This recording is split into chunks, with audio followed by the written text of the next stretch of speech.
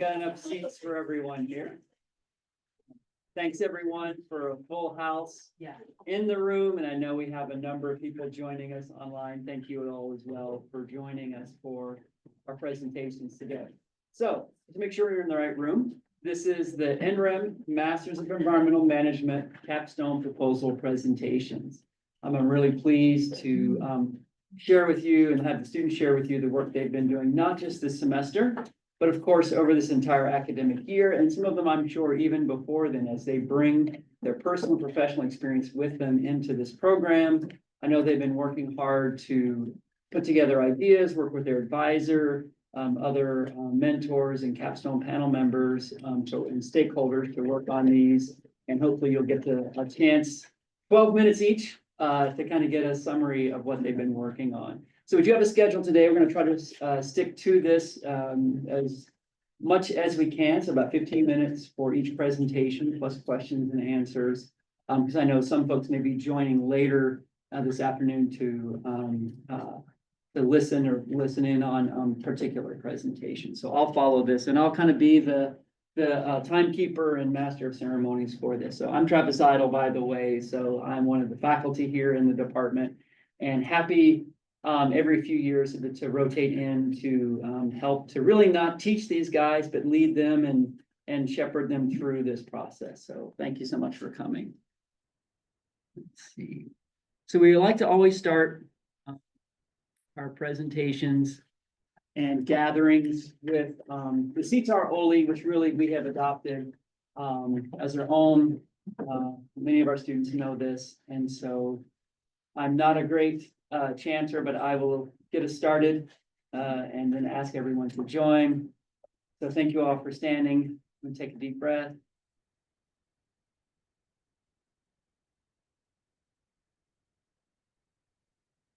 E aloha no ka aina hulu vehi. E aloha no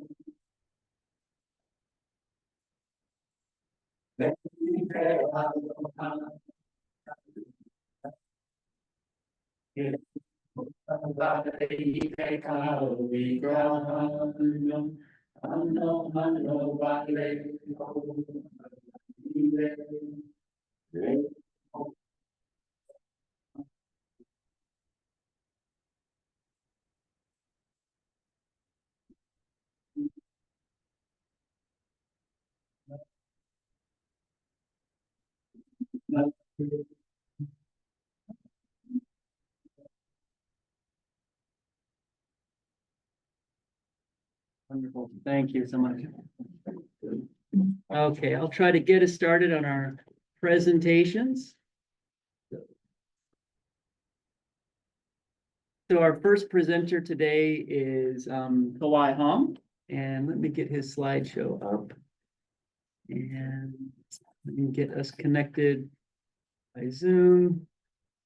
So.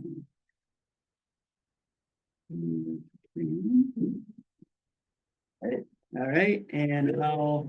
If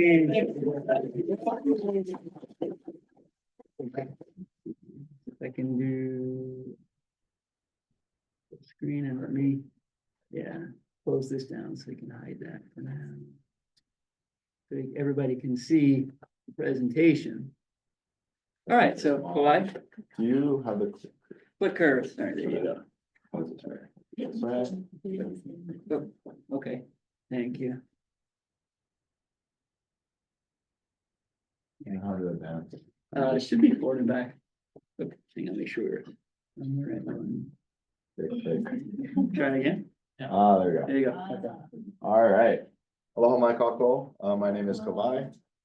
Aloha, and today I'll be doing my presentation on Taʻape, which is an invasive reef fish. And my project looks at assessing the factors that influence the supply chain, as well as developing strategies and intervention opportunities to increase the local consumption. And so my capstone panel is Dr. Rachel Dax, Dr. Travis Idle, and Ashley Watts from Hawaiʻi.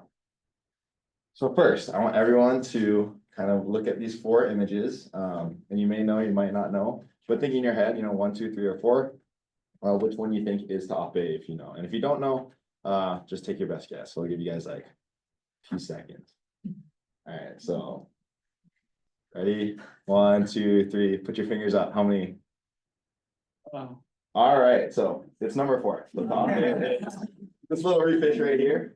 And actually, I didn't know that until 2021 when I first started diving. And so here is me diving right here for Taʻape. And so my next question for you guys is, how many of you guys have actually had an opportunity to try Taʻape? Any of you guys have raised hands? So yeah, I tried Taʻape for the first time in 2022, and it was a life changer. So I love to eat smoked fish dip. I love the smoked ahi dip from Tamura's. But when I saw this video by Gooch and Kimi Warner about eating Taʻape as a smoked fish dip, it really piqued my interest into this project.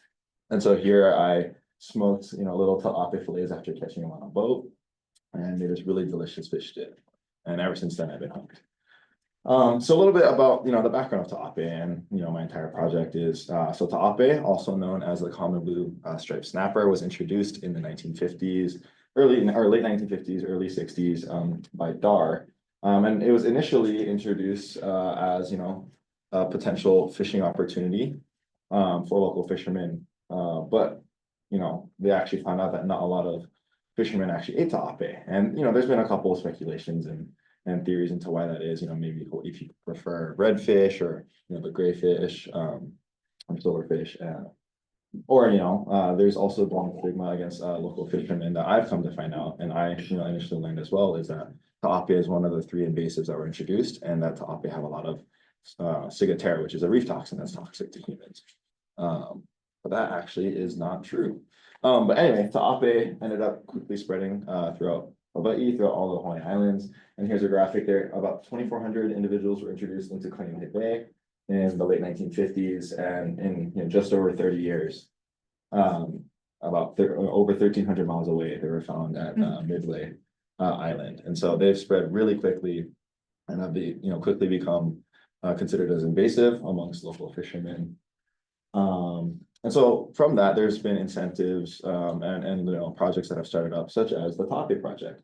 And that was spearheaded by CI Hawaii, as well as Chef Hui, in partnership with local chefs, different retailers such as Local I'a, who's one of my collaborators on this project. And what they did is they focused on using those local chefs and the people that are able to make Taʻape dishes as a catalyst for education, awareness, and also just letting people know that Taʻape is a really good fish to eat. So I was a part of this project back in 2022, kind of at the tail end of the project. And what I did is I smoked fish or Taʻape with Kupu and Conservation International. And here we sold Taʻape dip at the Jack Johnson Kokua Festival. And that was a hit, and it was really awesome to be a part of that experience. And so from that, comes my motivation. And I learned a lot about, Taʻape as a sustainable seafood opportunity. And it really just, again, piqued my interest into this project. And I myself am a diver and a fisherman, and this is actually a photo by my friend Alex. And he went on a dive last week and took this photo. And I thought it was perfect for this. But as you can see, Taʻape, as a lot of fishermen say, is a sea of yellow. And you see a lot of these little fish all throughout Hawaii on the different coral reefs. And so what I want to do with that is then look at how we can get Taʻape, off of these reefs and learn, the actors involved and how it comes from the ocean to our plates. So from here, I want to look at the supply chain and the possible interventions there, as well as educating our local communities, and also looking at those possibilities for community engagement there. Additionally, what I found is that there are processing opportunities with Taʻape being such a small fish, that possibly streamlining that process to increase consumption. And then the last motivation that I have for this is a survey. It's the Reef Habitat Plan by DAR. Tyler Kuffner runs that one. And what they're looking at is surveying local fishermen. They surveyed about 1,100 local fishermen, and we're asking them, where should fish habitat be improved and how might this be possible? And a lot of fishermen noted that Taʻape, Toʻau, and Roy, the 3 invasives here, are one of the most concerning issues at improving coastal resources and fisheries.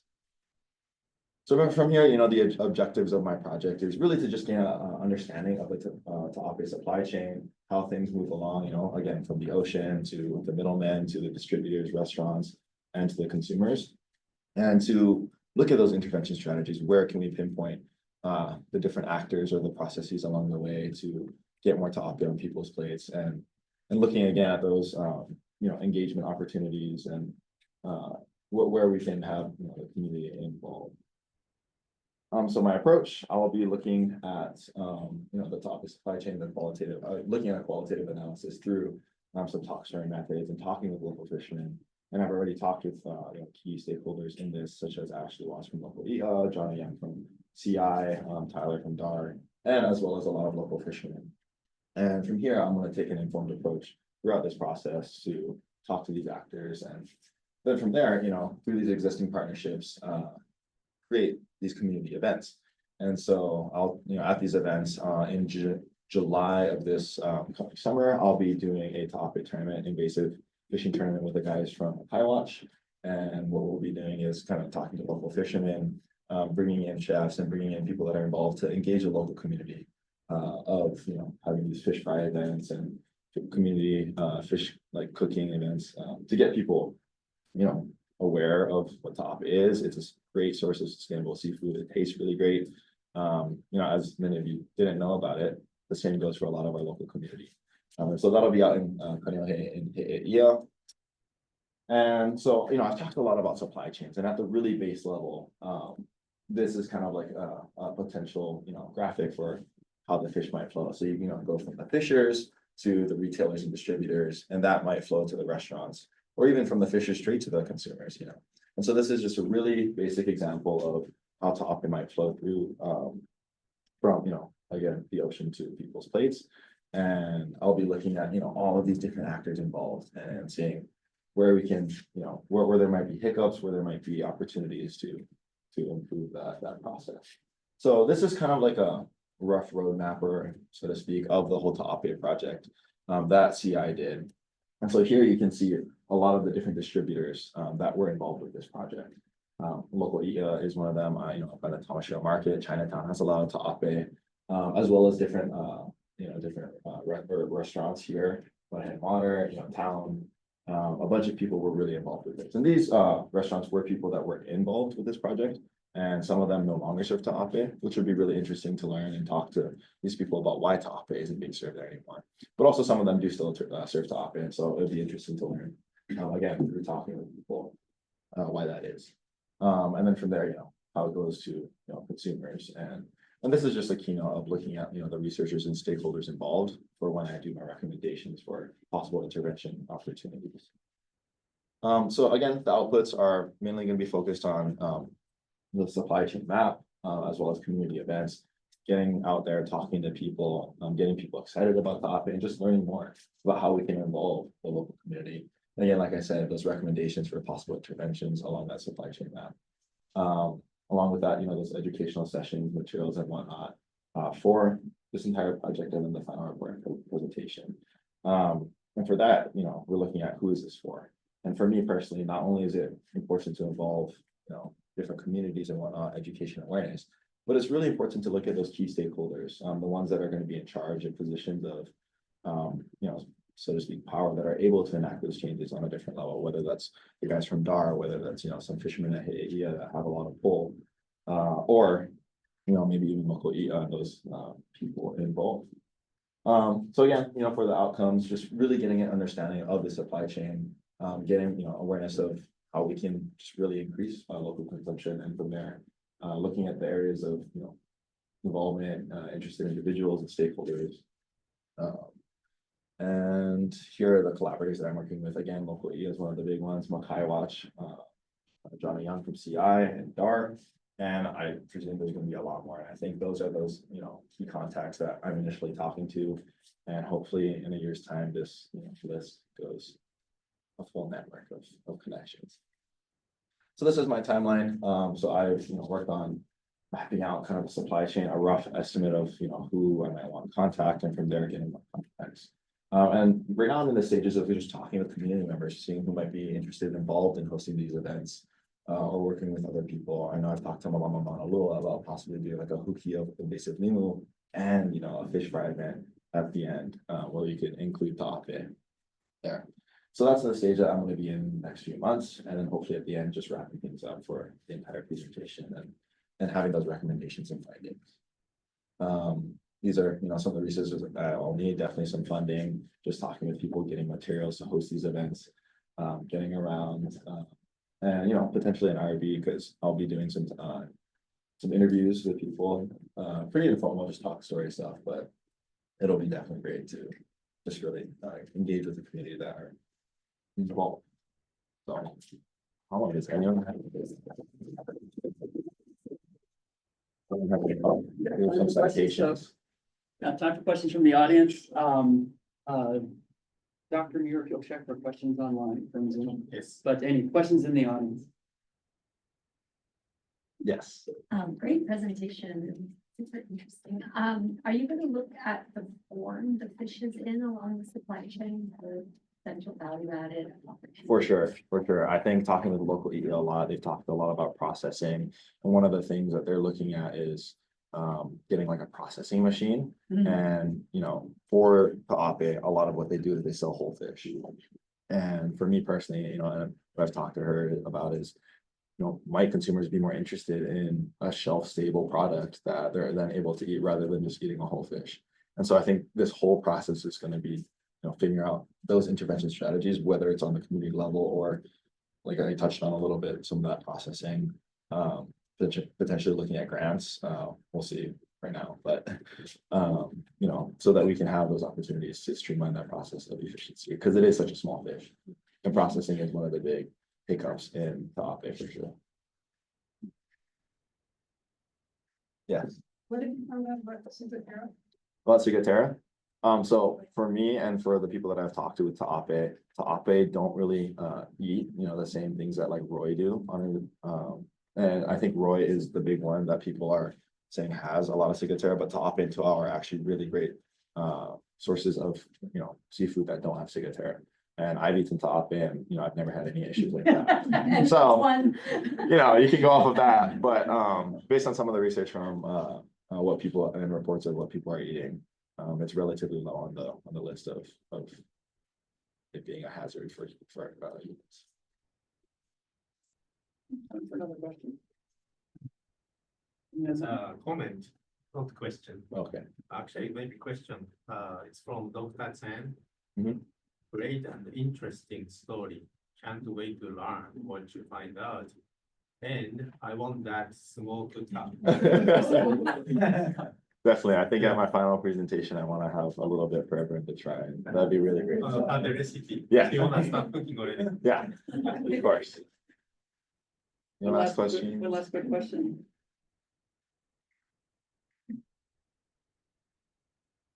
Thank you, Kawai. Appreciate it. Thank you, guys. Wow.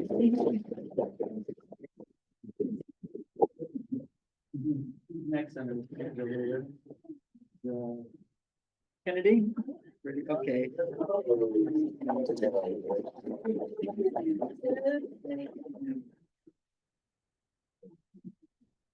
You got your own slides there. Okay, I will just start from the beginning here then. Thank you. Yeah, and just share screen.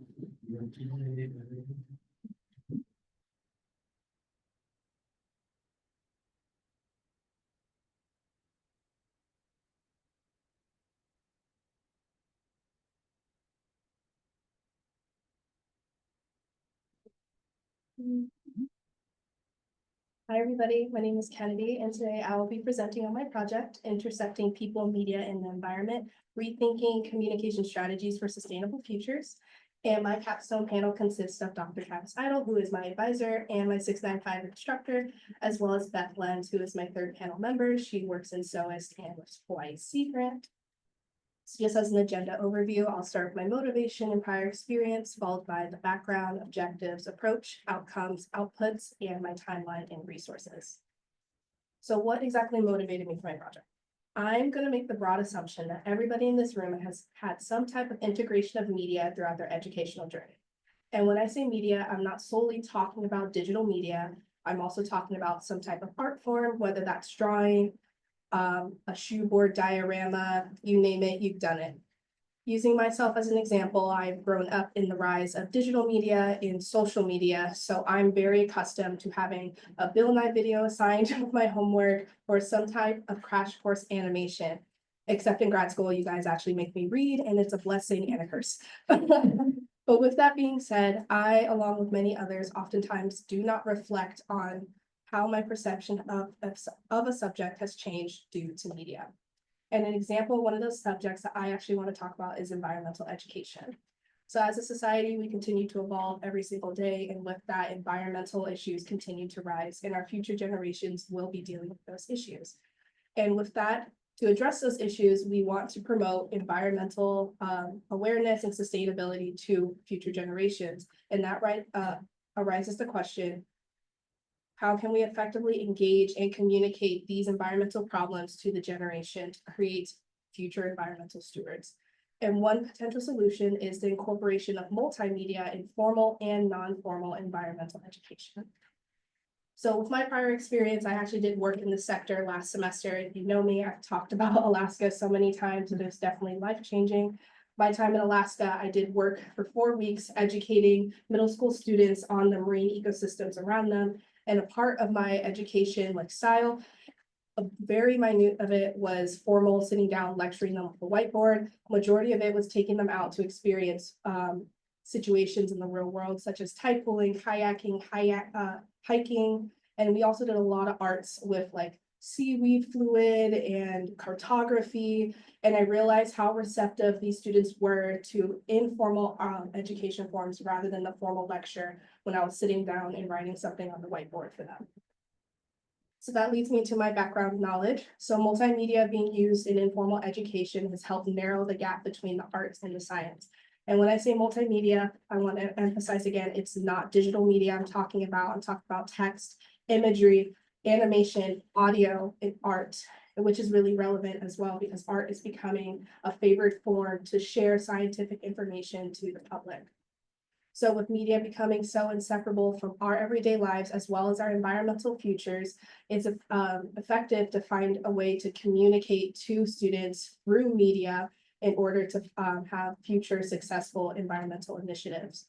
And in the lens of environmental education, it can be delivered both informally and formally. And we know a lot of settings where there's formal environmental education, but there's one form of informal environmental education that I want to talk about, which is the UH Symphony series, which is my main collaborator for my project.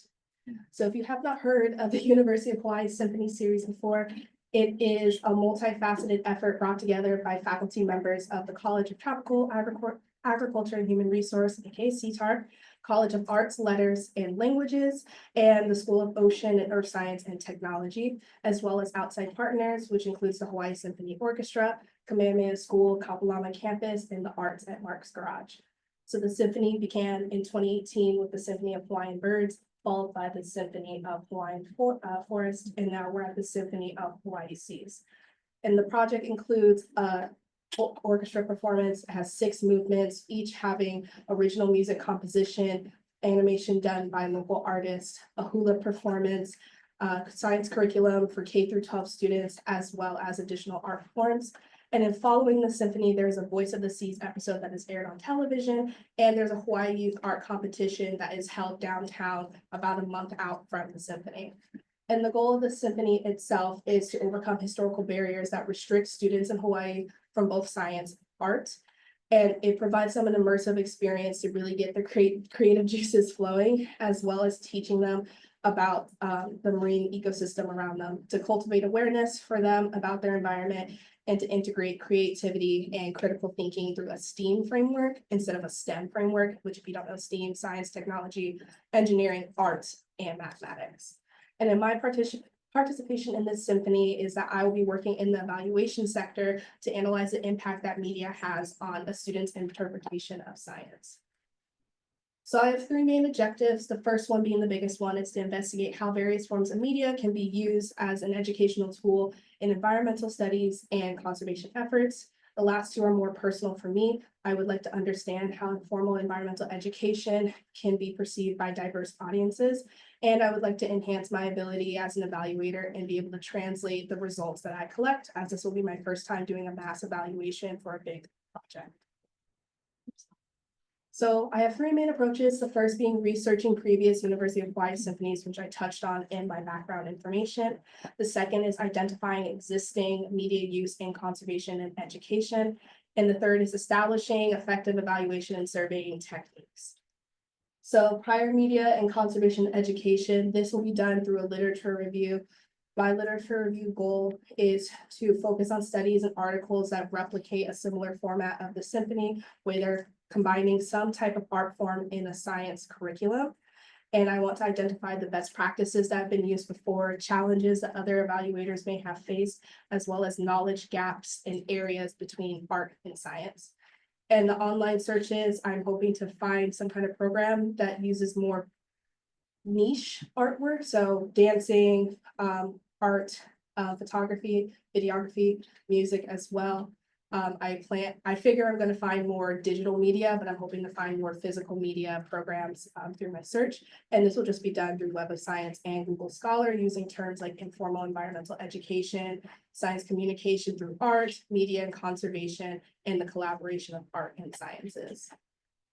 As for my effective evaluation techniques, this will be done more of an in-person view. I'm hoping to contact previous stakeholders that have worked on the symphony and look at their evaluation papers that they have created, if there has been any that have been created. And I would like to compare them to the ones that I plan to create. As the ones I'm going to create, I'm hoping to create a pre-show and a post-show survey. The pre-show getting any anticipatory thoughts from students, teachers, and community members that are attending the symphony, depending if I'm able to distribute them to the correct parties. And then the post-show survey would be a larger survey just to evaluate changes in perception, their emotions, and the engagement. And I really want to get the aspects that resonated most with students. And I just want to see the effectiveness of maintaining their engagement throughout the entire symphony series. And then if I have the chance to, I would like to extend my evaluation beyond external personnel and participants. And I would like to go more internal and get a survey done with anybody who's working on the animation portion, any musicians, scientists that may be working on the curriculum developed for the symphony, just to have a well-rounded and comprehensive evaluation of the symphony as a whole. And then for my outputs, my first one, which is the largest one, is just having an organized collection of the data that I collect in both raw and summarized formats. And then that data will hopefully be translated into a collaborative pedagogical report that is done with Beth to be used by Hawaii Sea Grant. And then the third is a written capstone report and an oral presentation that will be done for the MEM program. For my outcomes, the immediate outcomes would just affect the UH Symphony series as a whole. I'm hoping that my results can be used for justification for future symphonies to be developed, because they do need funding and they are not an annual process. So the project is a little bit larger than a typical annual upcoming symphony. And then other than that, I would also like to foster future collaboration between conservation scientists and artists, and just shed light on the importance of bringing science and art together when it comes to talking about the environment and educating future generations. As for my timeline, currently in spring 2025, this is where I'm establishing my relationships with the relevant stakeholders, as well as finalizing and presenting my proposal. Here I am doing that. Over summer, that's the main point where I'll be researching my evaluation techniques, setting up the surveys, and getting ready to distribute them, as well as contacting the stakeholders that I need to receive past evaluations that have been done. Fall will be my busiest time. This is where I will be finalizing my survey data. I'll be distributing them to the correct parties, attending the symphony myself, collecting the data for post-symphony work, and begin creating the final outputs. And then spring 2026 is where I would like to generate my final outputs and then present my findings and my proposal to everybody, and hopefully graduate on time. And then as for my resources, I just need equipment to be able to produce either physical or digital forms of this survey. Printing is really expensive, so I'm hoping I can figure out a way to do a mass print of physical surveys if I choose to do it physically. I also would need access to past proposals for the other two symphonies. I only have the current one for the Symphony of Hawaii Seas, and other relevant documents that are just used in the development of the symphony. And then just navigating the IRB process, since I am not able to interview anybody until I get that done. So that's the biggest part of my resources. And with that, here are my references, and I'm wrapping up and opening the floor to any questions.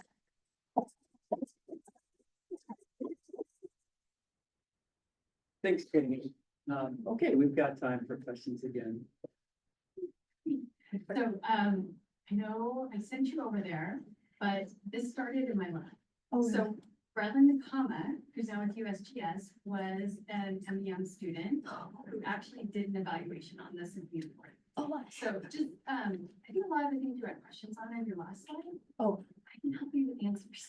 okay. So- Thank you. Chat with me. Okay, perfect. Thank you, Dr. Price.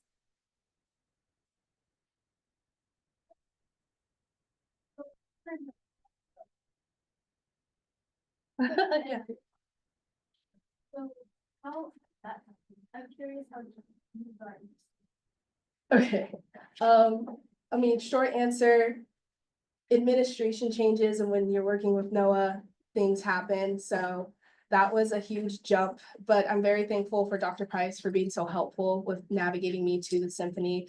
And I realize this is something I do enjoy. I've done informal education before, as you guys saw in Alaska. So it really sparked my interest when she mentioned, she was like, oh, do you want to do a symphony? Like, it's really cool to combine art, media and the environment. So that's like the short answer. So it was an unexpected jump, but I'm glad I made the jump, if that makes sense. And I think that was great, and I'm excited to start thinking, wondering about, just had surveys, of students. and kids. Yeah, go there with I or think about like the, tricky, so wondering if you thought about some alternative ways to, yeah, figure out how, what kids are getting out of these surveys. Well, one thing that was brought up by Beth, she mentioned that the teachers typically survey their students anyway as like an assignment, so that I could completely leave out students and just stick to educators and the public, which I'm probably going to plan to do, because if they're going to evaluate them anyway, there's no point of me creating a survey just for students. If there's somehow students that want to talk to me physically after the symphony, then maybe if they're high schoolers, but I'm planning on probably leaning towards leaving out students and just leaving that to their teachers to discuss about the symphony afterwards.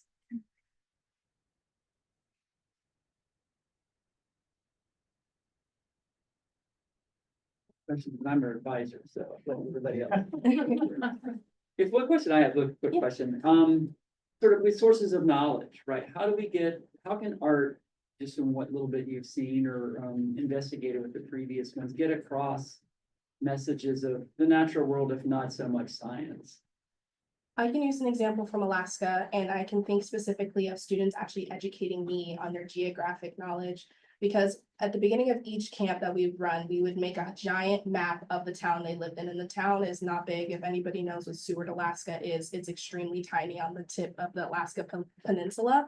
And so just having them, giving them a blank slate and being like, okay, draw your house and draw what's around your house. And they're able to locate geographic locations. They know traditional names of mountains versus like more modern names. They understand the ecosystem around them. They're like, oh, I usually see bears here. I see moose here. The flowers grow from June to August. So they're teaching me things that like they didn't expect, like they didn't see it as teaching. They're like, oh, I just know that because I live here. So that's just one way they can educate somebody who's not from the area on like the science that's around them. And then I'm able to take that information and transcribe it back to them and be like, oh, do you know why you don't see bears in like December anymore? Do you know why they disappeared? Do you know why these flowers are blooming here but not here? And that type of thing.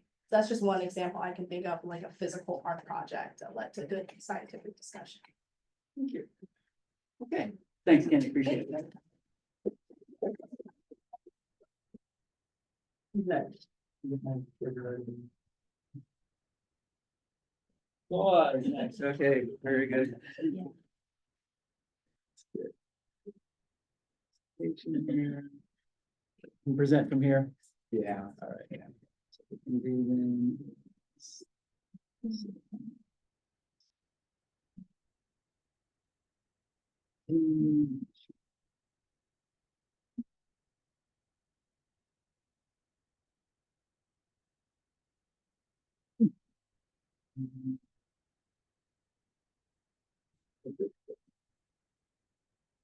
Great.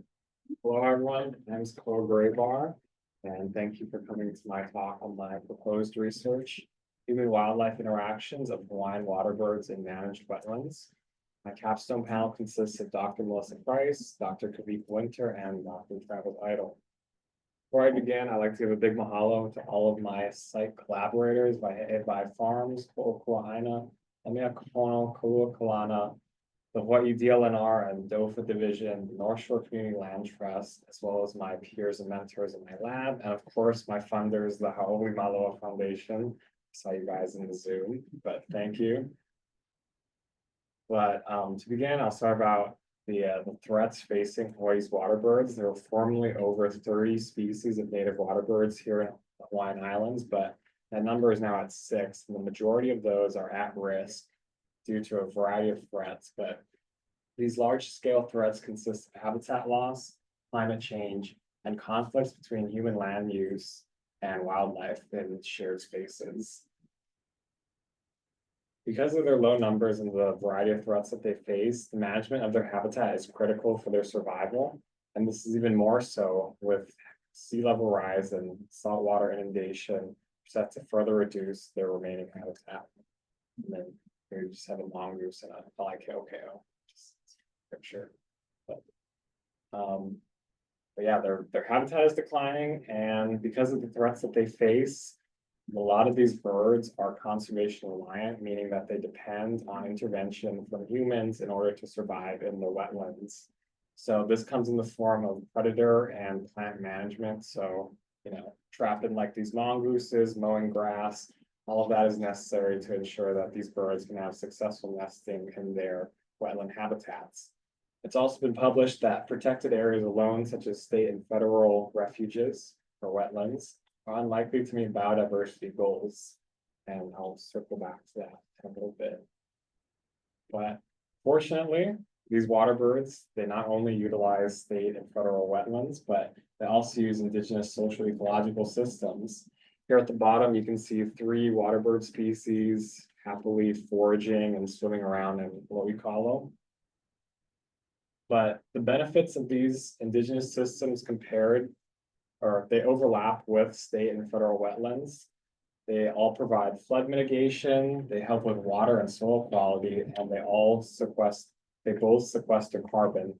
But compared to state and federal protected wetlands, these indigenous systems offer local food production, as well as a cultural and local connection between people and place. The knowledge gap that I'm trying to address is that while it is known that these waterbirds do utilize indigenous agroecosystems for nesting and foraging, it's the relationships between the birds and the people managing these systems is kind of unknown. So that's where this project comes in. But for my research, I'll be looking at 4 species: the Io, or Hawaiian stilt, the Alakeʻokeʻo, Hawaiian coot, Alaiʻula, Hawaiian gallinal, and the Kaloa maoli, or Hawaiian duck, as well as its associated hybrids. I'm looking at a variety of different wetland systems. This isn't an exhaustive list, but these 4 categories kind of encompass the majority of my sites so far. But this includes state and federal protected wetlands, state parks, loʻikalo, and lokoʻia. My first research question going to this project is, do waterbirds exhibit different behavioral responses when approached by a wetland steward versus a non-steward? So basically, do they remember the people working in the wetland? So I'm hypothesizing that waterbirds will exhibit both smaller alert distances and flight initiation distances when they're approached by a wetland steward compared to a non-steward. My second research question for this project is, how does the frequency of wetland caretaking relate to individuals' attitudes towards waterbirds, their level of interaction with them, and their interest in fostering connection with them? So for this, I'm hypothesizing that pretty much the more often you have an individual working in a wetland, the more open they are to foster a connection with the waterbirds in that wetland, the more often they will interact with them, and they'll have a generally more positive attitude towards those birds. This is a map of my site locations currently. My sites consist of loʻikalo, state wildlife sanctuaries, lokoʻia, and state parks. Some of them are a little bit of a mix of the two, but on the table on the right-hand side, you can see the location names as well as the specific wetland types of each. And this is my method process. So pretty much I get to the site.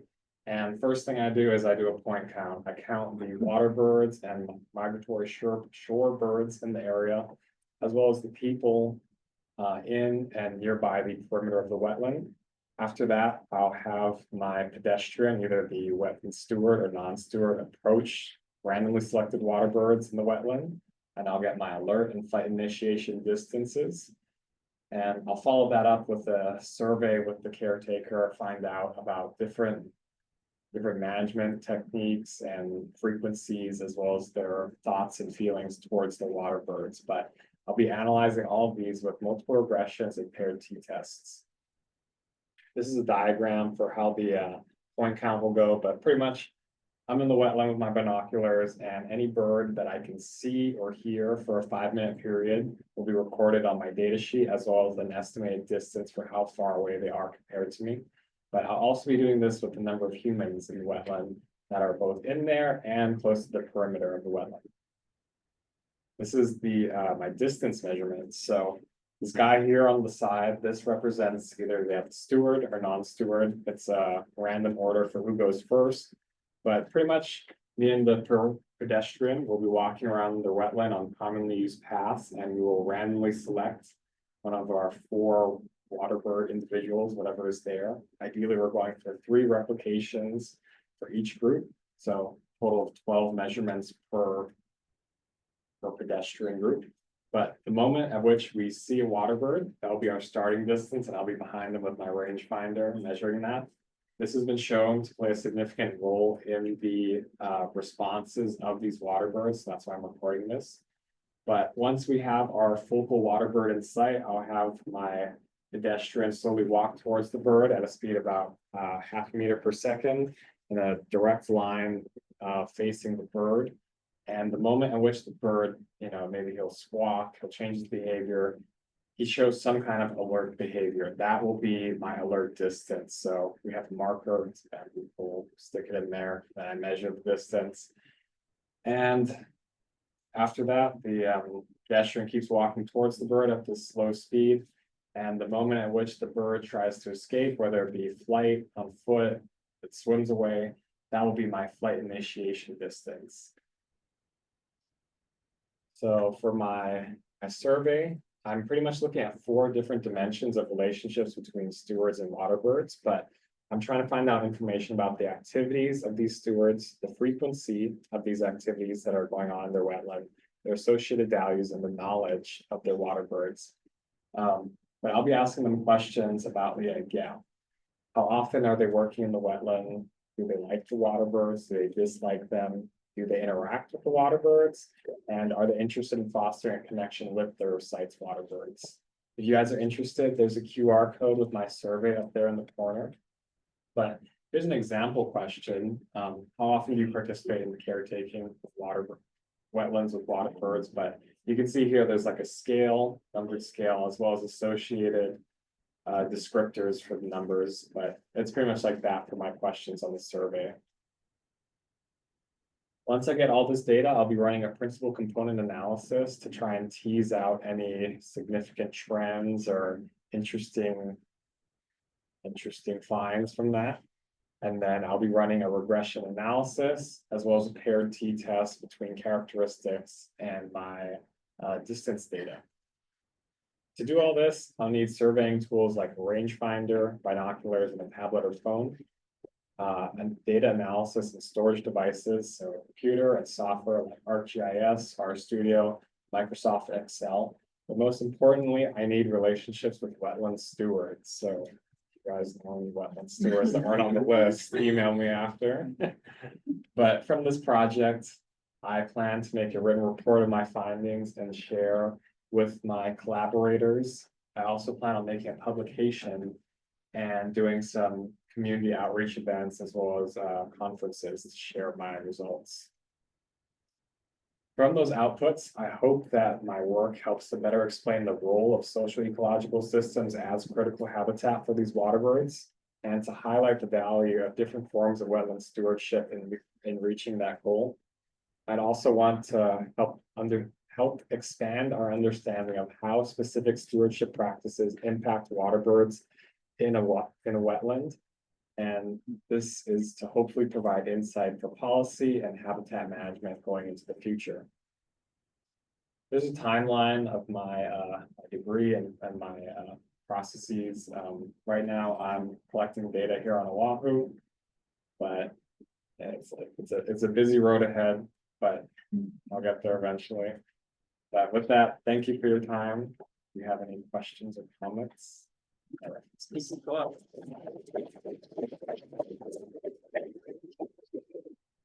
Yeah, got questions from the audience online, please.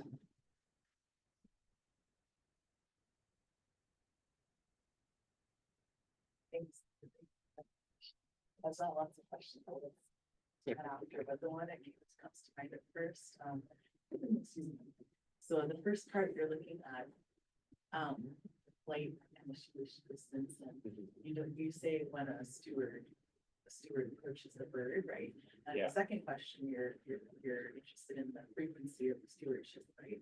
So I had a question. How are you going to choose the stewards? Or like what defines a steward?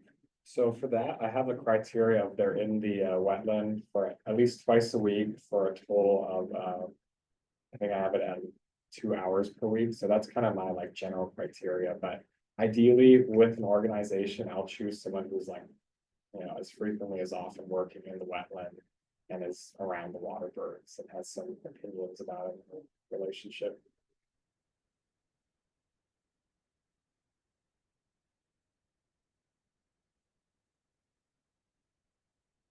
The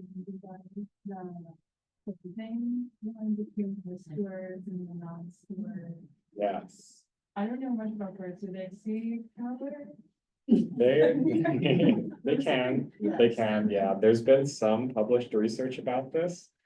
Apparently green is not a super abrasive color to some urban birds, so my lab shirt, it's a like a green long sleeve dry fit, but the non-stewards, so either me or one of my field assistants, I'll send them out wearing that green shirt as well as brown pants every time. And with these stewards approaching their birds, they'll be in their typical work attire or whatever that may be.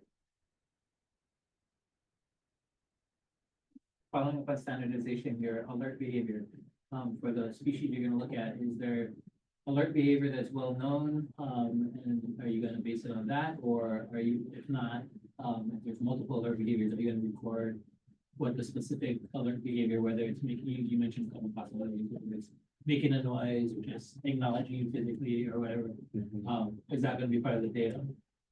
I haven't actually been recording that, but I do record things about the wetland characteristics where the bird is at currently. That's been shown to play a factor in their responses, as well as the group size, as well as if there's a hetero or conspecifics in the area. But I don't actually take data on the type of alert. It's kind of just like, yeah. The previous published literature about these sort of tests, they will generally just define it as like alert response. So just some kind of departure from its current behavior in response to being approached. But I would just think it'd be interesting to see if there were species specific, differences in what they do. I would be kind of interested with that now. More questions? Anything online? Yeah, I had a similar question about how species may or may not respond given the kind of behaviors. Just another quick question, like some wetlands are more remote than others. Are you gonna factor in some of that habituation to cars or urban areas? I haven't really included anything about cars, but with the point count for humans, I kind of hope to capture that. And in my survey as well, I asked the stewards about like if they have community days and like the size of their staff. Habituation. Yeah. Yeah. Thank you, Kawai. Thank you all for it.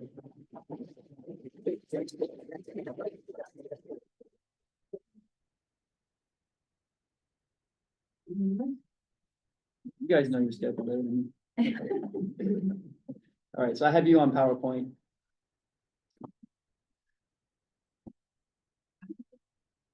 Sure, you can go over there. I'll just, you still use the clicker though to advance your slides, like.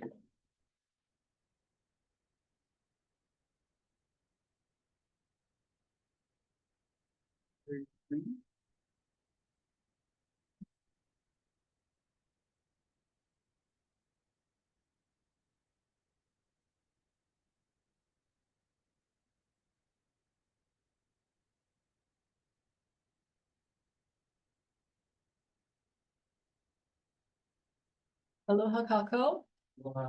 My name is Sidney, for those who I have not had the pleasure of meeting, and my capstone panel comprises of my advisor, Dr. Rachel Dax, Dr. Travis Idle, and subject expert, Dr. David Sisko, who's the program coordinator for the Snail Extinction Prevention Program.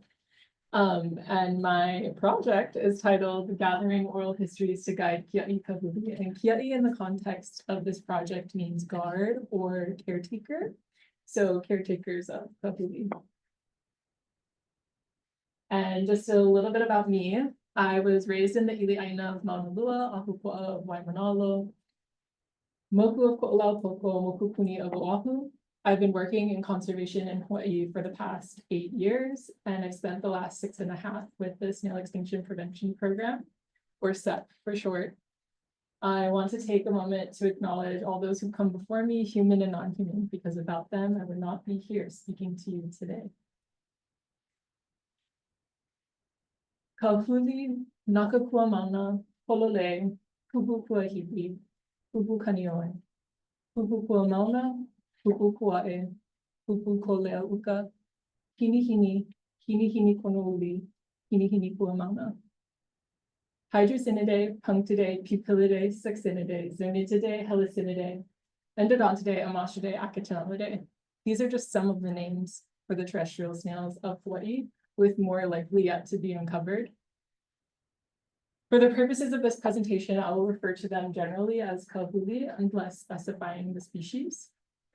Their fauna was once represented by over 750 species endemic to the main Hawaiian Islands. And they spanned Mauka to Makai. Now, why should I care about the snails? This is a question that I've been asked a few times when describing the work that I do. And on one hand, it comes from a position of genuine curiosity, but on the other, sometimes the inquirer is really asking, why are they worth saving? Why are they worth our money and time? Kāhuli hold immense ecological significance. They are indicator species and they occupy various ecological niches. They cycle nutrients and they alter microbial assemblages on plants and the forest floor. It is thought that they were once so abundant, the wind passing through their shells would create their song, as is written in the Hawaiian chant, Hakamakani. Hakamakani ha'u kawaha o ke kahuli kana hele. The wind blows, the land shells trill in the forest. This association with song is even inscribed within some of their names. Here are some examples. Supposed to say, Kani ko mauna, Pūpūkanioe, and Kani kanahale. Singing on the mountain ridges, shell sounding long, the voice of the forest. The singing snails were often referenced in hula and mele, and they were highly revered, so much so that their shells were used to string the sleigh for Queen Liliuokalani. But their voice has not been heard by most for generations.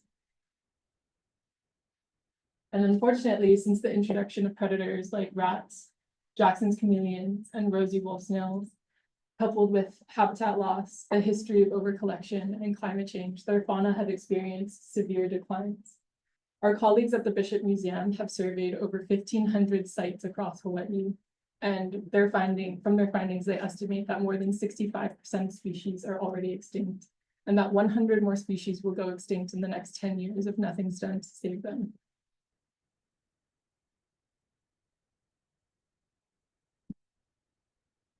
Kāhuli habitats have already experienced such extreme shifts that many Kiaʻa working today have not had the opportunity to see truly thriving wild populations.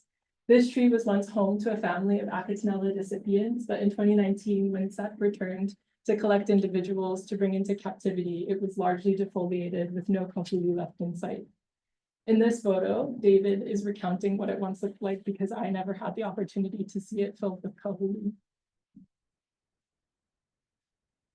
This site is where the last remaining individuals of the entire species of Acatinella fulgens clung on to existence. And after a devastating landslide swept through in 2016, SEP was forced to go in and remove all the individuals that they could find. They found 6. We went back in 2019 and I found what is probably the last individual to ever be retrieved from the wild.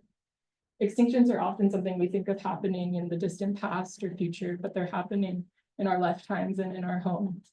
Countless other stories like these exist. Since the Kāhuli we work with are endangered, the work that we do either happens in captivity or in really remote locations like this one. So it's unsurprising that most of the public is not concerned by Kāhuli extinctions, because how can you care for something when you've never had the opportunity to see them with your own eyes, learn their name, or hear their voice? And with this rapidity and decline, perceived normal environmental conditions could persistently be downgraded with each passing generation of Kiaʻa Kāhuli.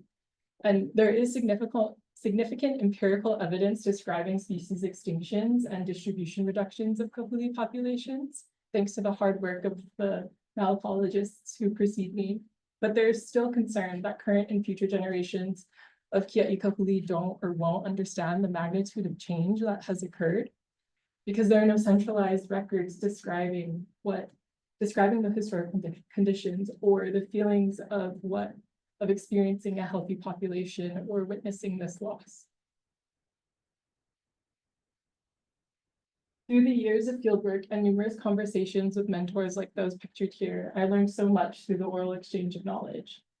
A lot of this information is highly scientific and can definitely be found in published literature, but the bulk of the stories that stuck are narratives, the walks down memory lane, the vivid descriptions of what populations and their habitats once looked like. Someone once told me you could find hundreds of babies of a single species of Kāhuli in a furl of bark from a Pūpūkea or Sioides tree. My mentor David shared a story he heard of omostrids bubbling up from the forest floor whenever it rained, making it appear as if the ground was moving. Countless stories, the joyful, the disheartening, the victorious, the defeating, exist in the minds of our mentors and withhold valuable insight for younger and future generations of Kiaʻa Kāhuli.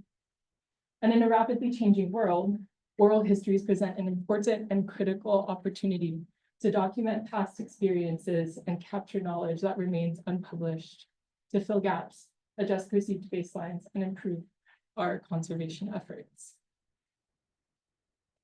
Oral histories are a primary source material created in an interview setting where the interviewee is or was a witness or a participant in an event or way of life. They're conducted for the purpose of preserving the information, but also sharing that information. And oral history refers to both the process and the product. I'd like to gather oral histories of those who've had the privilege of experiencing Kāhuli, not just conservationists, with the intentions of addressing these 3 questions. How have perceived baseline shifted in the context of Kāhuli conservation? How are Kāhuli valued by those working on the front lines of extinction prevention? And what motivates Kiaʻa Kāhuli to continue to do this work? My outputs are gathering, archiving, and sharing these oral histories and identifying how people connect with Kāhuli and how perceived baselines have shifted, as well as further sharing these stories from this process of the Kāhuli and their Kiaʻa through the development of an ArcGIS story map. This project fits into larger bodies of work looking into how local knowledge and oral histories can be used to improve conservation, natural resource management, and public education, as well as how perceived baselines shift in rapidly changing environments, and how endangered species are valued by the people who care for them the most. My approach begins with background research, which is primarily consistent of literature review, as well as document and archival analysis to guide the development of my interview guide, which will be further refined through a focus group workshop and the pre-interview process. The focus group workshop will happen during our recurring partners group meeting that set co-hosts with the Bishop Museum, where we invite all collaborators across Hawaii to convene, share knowledge, share updates, and discuss strategies for conservation management and research. At the event, I will facilitate a discussion and activity with the intentions of guiding who I should interview, what questions I should ask, and what outputs might be the most valuable to this community. The pre-unrecorded interview is an essential step in the oral history process where you get to know the interviewee a little better and tailor the formal recorded interview towards them. The formal recorded interview will be in an oral history format with a focus on incorporating conversations around how conservationists connect with Kāhuli, why they value them, and why they continue to be motivated to do this work, as well as their described experiences with Kāhuli. Qualitative analysis will involve thematic analysis with inductive coding to answer the central research questions. And then finally, an ArcGIS story map will be developed to further share the lessons learned from this process. The outputs are the archived oral history packages, the final capstone written report, presentations at the Hawaii Conservation Conference, and International Congress for Conservation Biology, an ArcGIS story map, as well as a scientific article. The outcomes are to improve our understanding of how people connect the species they protect on the front lines of conservation, increase awareness and support for Kāhuli and other endangered species conservation, gather narratives to inspire outreach materials, reset perceived baselines for long-term objective setting at SEP, and to celebrate and garner support for the Kāhuli and the Kiaʻa, their Kiaʻa. This is my timeline. This summer is focused on the collection of the oral histories.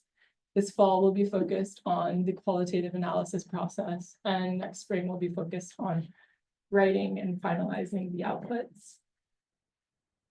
These are my resources. I still need to obtain IRB approval and identify a repository for archiving, and procure a few small pieces of equipment, but I have secured funding through the Maunalua Foundation's graduate assistantship, as well as support from the Snail Extinction Prevention Program. And I just want to acknowledge all of the amazing academic support I've been getting through the department, as well, in particular, my capstone panel, the DAX lab, and the PICO lab. And would like to acknowledge all the programs that make this possible. The Snail Extinction Prevention Program, which is under the Division of Forestry and Wildlife under GLNR, the U.S. Fish and Wildlife Service, which provides a tremendous amount of support for our program, the University of Hawaii, the Maunalua Foundation, the Bishop Museum, and last but not least, the Kāhuli. Okay.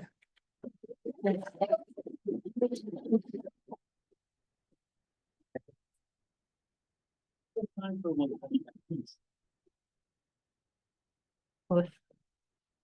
Some people were born different, Oh, and which is so that you've chosen to take this. thank you. Your ability to retell those stories.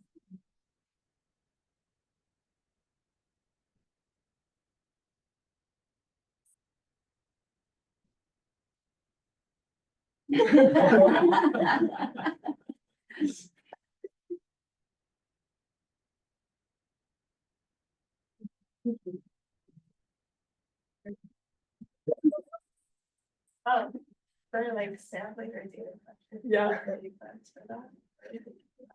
Yeah, like through the Snail Extinction Prevention Program and our partners and snowball sampling. Right now, yes, thank you. Thank you, Sidney. Thank you, everyone.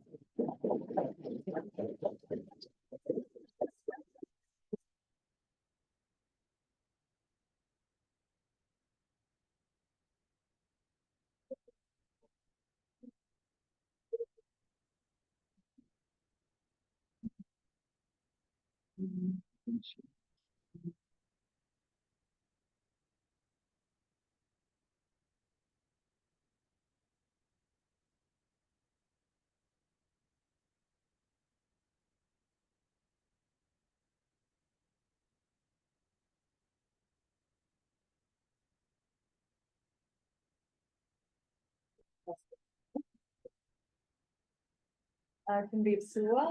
afternoon, everyone. My name is Zoe. I'm Cambodian master's student pursuing my degree in environmental management. And today I'm going to introduce you to my capstone project on the topic of sustaining crane conservation through farmer participation, insights from incentive structures, and willingness to accept in crane-friendly rice farming. And my capstone panel consists of my advisor, Dr. Kirsten Olson, Dr. Travis Idol, and Dr. Ashley Lowe-McKenzie. Allow me to take you on a journey to Cambodia, to a special place where I used to work at for over a year back in 2020.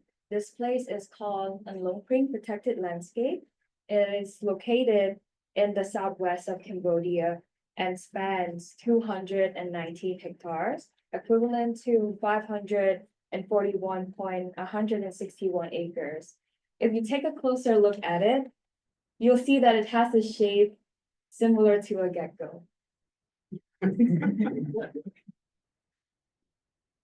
This place is special because annually from December to May, it hosts over 100 Sarus cranes, which is a vulnerable bird species with a declining population of 178 in 2024, both in Cambodia and Vietnam.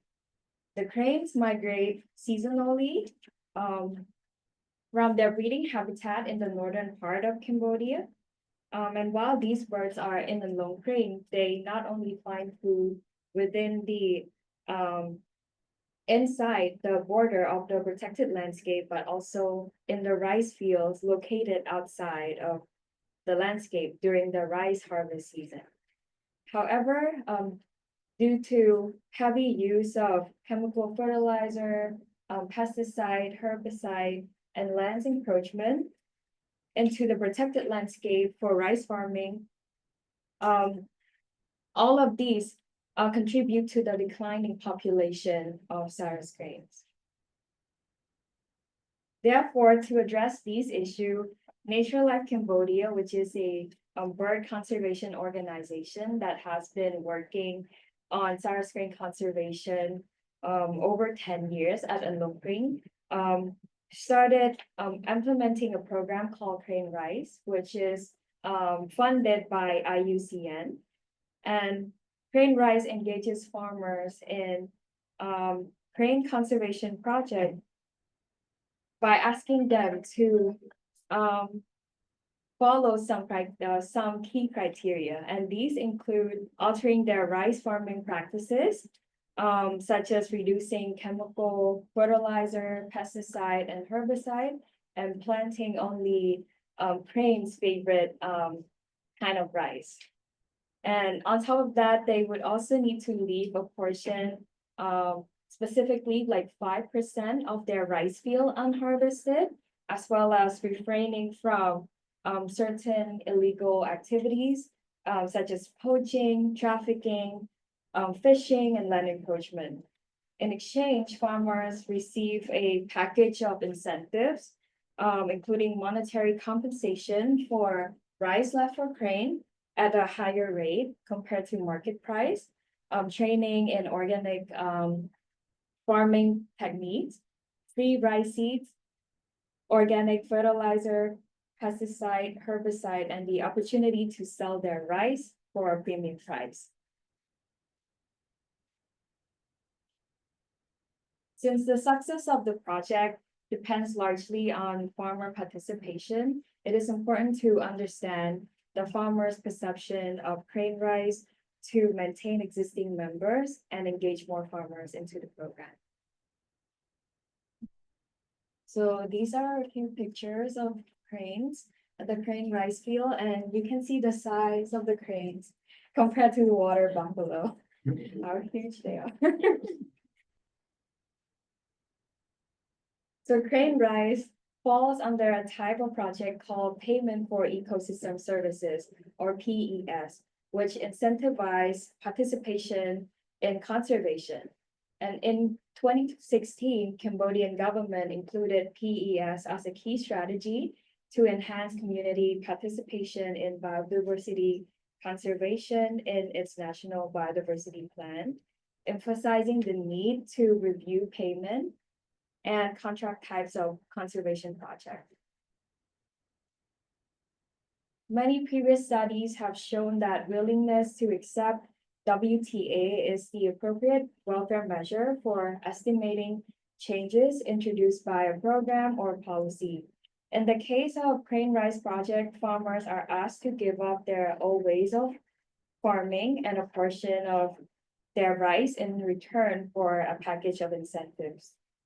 The previous studies found that discrete choice experiments are a useful method to measure farmers' willingness to accept conservation contract or payment. So far, there have been limited studies in Cambodia using the discrete choice experiment to explore farmers' perception by looking at the contract attribute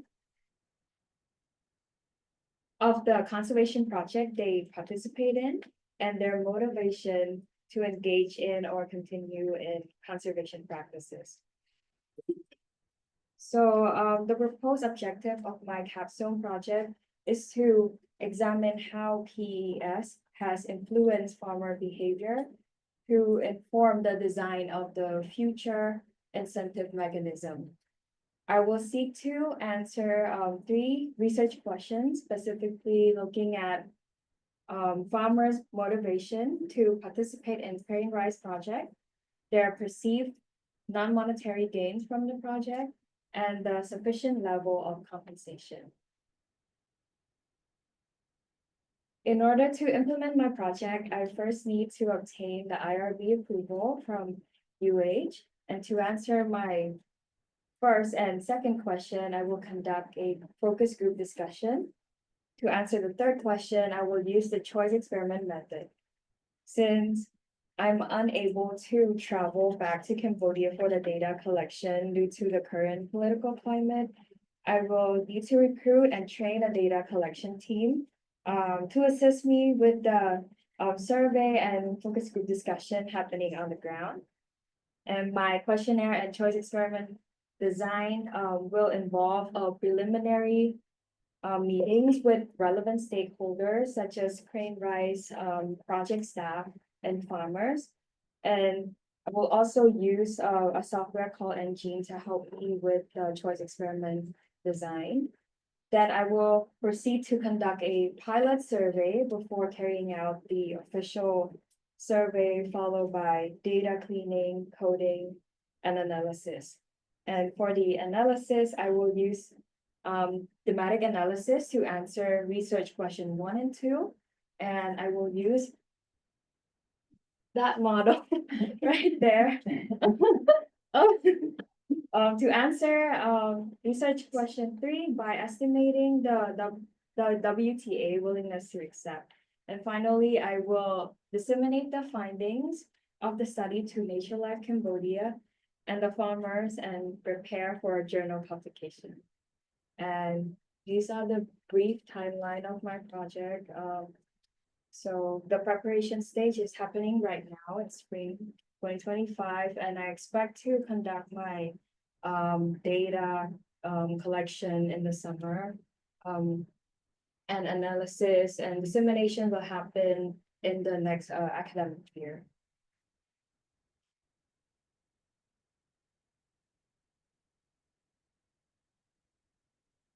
So the anticipated output of my project include a report, presentation, and a journal publication. And the intended outcomes include identifying farmers' incentive through the WTA survey to support biodiversity-friendly rice farming, informing Nature Life Cambodia's strategy to better engage and support Crane rice farmers, and lastly, contributing to the national biodiversity goals of Cambodia by providing local evidence to support PES policy and the National Biodiversity Strategic Action Plan that we currently have.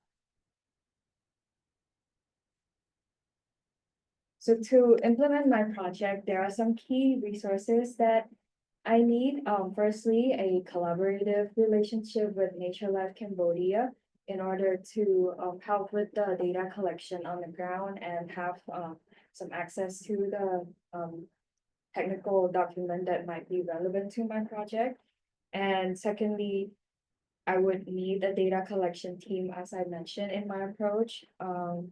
Most importantly, I would need funding to support all of this. Under this current political climate, there is significant uncertainty regarding funding opportunities, including the current scholarship that I'm on right now, the Fulbright scholarship.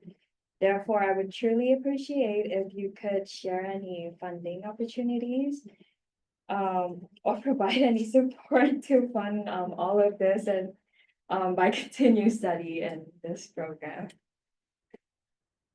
And there are some software that I would also need to help me with the choice experiment design, like Engine, and then for my data analysis, a software like R or other applicable tools.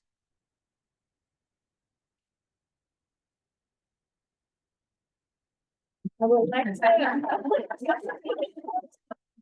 like to express my gratitude toward Fulbright Scholarship, who sponsor my degree, and to my advisor on my capstone panels and everyone who has their name listed on here, who have been a source of support during my journey in grad school. Thank you so much.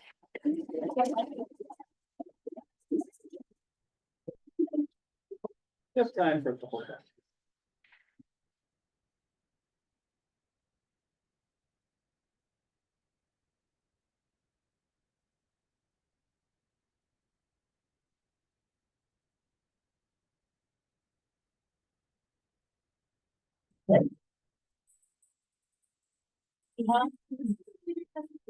I'm really curious, do you see any ways that your project and even your project design have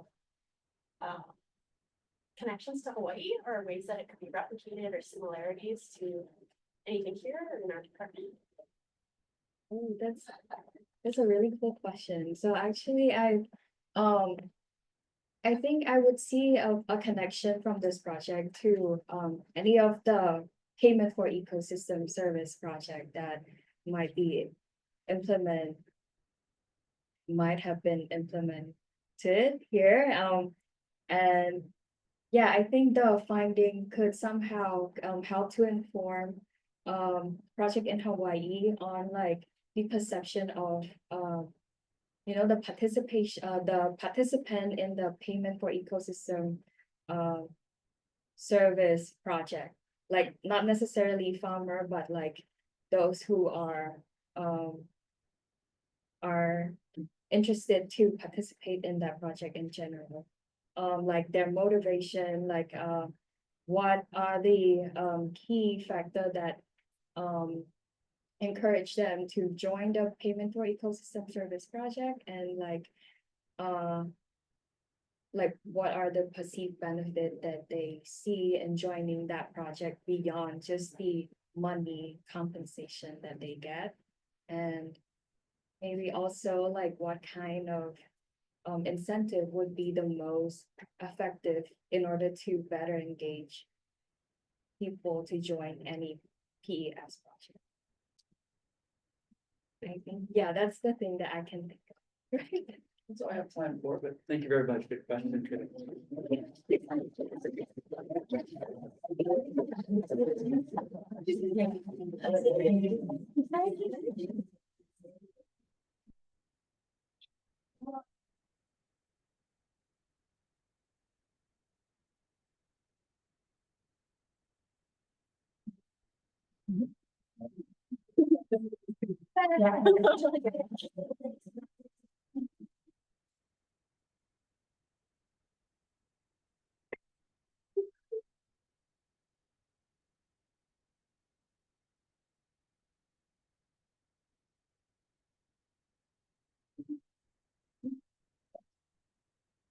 clicker. There you go. Just forward and back. Hold on. Aloha kako. My name is Jasmine, but I go by Jay. I'm so excited to be talking to you about my capstone project, especially to be talking about Kiaʻa. My capstone panel consists of Dr. J.B. Friday, Dr. Travis Idle, and Kamanda Shook, who's the INA Accountability Pathways Manager at the Kahala Center. And special shout out because he's in Mary Monarch and he's making time to watch this. Yeah, Let's do a bit of that. yeah. There you go, try that. All right, okay, so I wanted to give a special mahalo to the Kahala Center. I actually established a relationship with them during my undergrad, where I was a community engagement fellow with the National Park Service and helped with GIS work that was being done there. And they really inspired me to continue my higher education. And they also made space for me for collaboration. They kind of opened their arms and they also provided really awesome moral support, which is really needed these days. Shout out that. Starting with the motivation, it kind of started with, we noticed a lack of long-term data when it came to outplanting success. Yes, they had a track of it, but it was kind of in an Excel sheet, written in paper. As you know, things get lost. So we found need. We're wanting to digitalize a comprehensive inventory when it comes from nursery to restoration sites. So that opportunity is going to be formed in a GIS and also finding a database that works with them. And we also wanted to see if there's an opportunity to look at tree survival when it comes to different restoration sites. Maybe some trees do a little bit better up on the property compared to lower, west, or east. And we just want to see those things. So that kind of leads to my solutions of kind of merging ecological restoration and also GIS technology, kind of putting a voice behind this data on maps. And also building out that inventory tracking that can be used from years on. And it's also theirs. So to give you some background, Kiaʻa, I would like to acknowledge Kiaʻa is located in the local poem of Hawaiʻi within the local Kohala and Ahupua'a Kāhuli. So it's nested in South Kohala in the southern slopes of Kohala Mountains. And it's actually Iliʻaina Nahilahila, so it's a forest division land. Kind of looks like a pie when you look at it. And I'll go through that. I'd also like to acknowledge the land, the ancestors, and the stewards who came past and present, who took care of this place. So to talk about Kiaʻa is to also talk about the winds. And the winds play a crucial part when it comes to forming kind of like microclimates in the area. So just to start with, Naʻulu, so it's a western wind, it's an offshore breeze, kind of comes up and it allows for like moisture to be captured sometimes. So it's a powerful wind that's kind of if you're standing on the property, just imagine you're kind of being pushed this way. And then we have Momuku wind. That comes from higher up Kohala Mountains all the way lower. So again, if you're standing there, you're being pushed down. So now you got something pushing you down, and then that's something pushing you up. So then we have Apapa'a wind. So this is actually wraps around the Kohala Mountains, captures moisture. So not only are you standing up, you're being pushed this way, that way, that way. So you can imagine if you're a little baby yokia tree trying to grow, you're kind of being tossed around. But that kind of shows the resiliency of these trees. And they kind of like these certain areas because there's moisture in different types of climates and areas, and the time of day also plays a part. So yeah. So this is not only do we have movement within the winds, we also have movement when it comes to land ownership. So this is just the 1977 satellite photo, kind of just showing Kiaʻa. You can see it's like between the gulch, these two streams. There's a Kiaʻa coming to the east, and then Kilohana coming from the west. Kind of merges like I said, spot. And then in 2014, the Kahala Center actually took some ownership from a private family to now being towards a nonprofit. So this is really interesting because they were kind of seeing the shift in the steward and then the practices that's being taken at this place. There's also a lot of intention of why the trees are planted, certain things that have worked, and then this is a goal of wanting to rebuild a native forest. So that leads us to today, well, last year. And I thought this was interesting, this call, because it shows that there was archaeological kind of history. It's actually a little bit up the property, but that there was sweet potatoes being grown. So when you drive through kind of the area of South Kahala, you kind of do notice that, oh wow, it's barren. What grows here? Well, there actually was things that grew there. And now there's a little forest that's trying to grow out. So that was really interesting.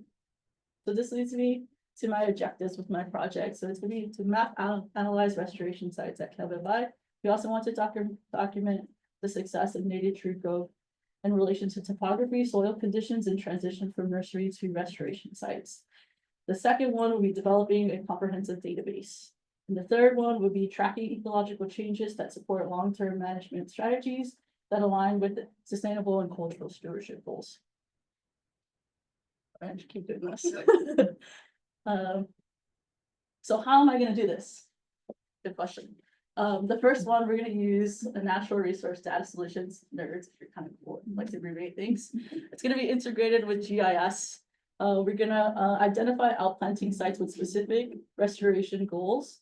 For example, we have 3 right now. One of them is going to be an example of windbreaks, native windbreaks, demo areas with agroforestry and silvo pasture, and other areas of work that have shown that they really want to outbuild. Then we're going to use that to create a comprehensive tree inventory while tracking the success and maybe not success of trees and outplanting efforts. And as always, the collaboration with the Kahala Center will be essential because we want to do social ecological walks to categorize the history behind this place. So the outputs. The first one is we're gonna, like I mentioned before, GIS map data, inventory the native out tree sites, tracking the progress of restoration efforts. These 1 and 2 is gonna be shown with GIS and the NERDS resource. So making that comprehensive databases, we're gonna take note of the tree species survival rates and interactions also with invasive grasses.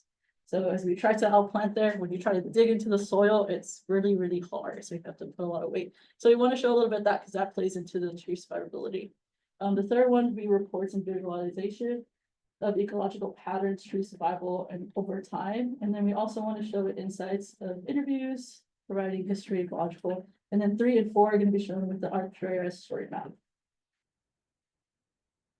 So the outcomes of this place, not only do we want to document native, but we also want to document non-native trees that have adapted over time because maybe they do play a part in the tree survivability type of resource. We also, number 2, we want to show the monitoring restoration progress when it comes to tree survival. This is going to help long-term management strategies to keep track of everything in a more efficient ways. Like the NERDS is going to be their database, not anyone else's. It's going to be theirs, and that was very important where we're looking for solutions. And then number 3, we're going to do a GIS space so they can also keep tracking, but also put successes stories. And this, like I mentioned, the ArcGIS story map can be told a little bit of voice behind the trees and why does this matter, and a little bit used for their resource. So the timeline, like I mentioned before, my relationship with them began before I actually even started my master's program, but in 2014, we really worked to create a collaboration and where we could find need. So connections with the Kahala Center was very essential. Moving on to this year, from January, we found specifically where focus was need with GIS, site rep, and then throughout this year, I'm going to be doing site visits to Kawai, now doing Capstone proposal. And then also throughout the summer, we're going to be doing we're getting access to NERDS, and then we're going to start doing some inventory to those 3 restoration sites. And then the final outputs, like I mentioned before, ArcGIS story map with the NERDS database, and then the complete by the end of 2026 capstone presentation and a final paper. The resources needed to complete this will going to be collaboration as always, GIS license, NERDS access, which is coming at the end of this week. Yay. Funds for plane tickets to Hawaiʻi Island and the GPS units. Thank you.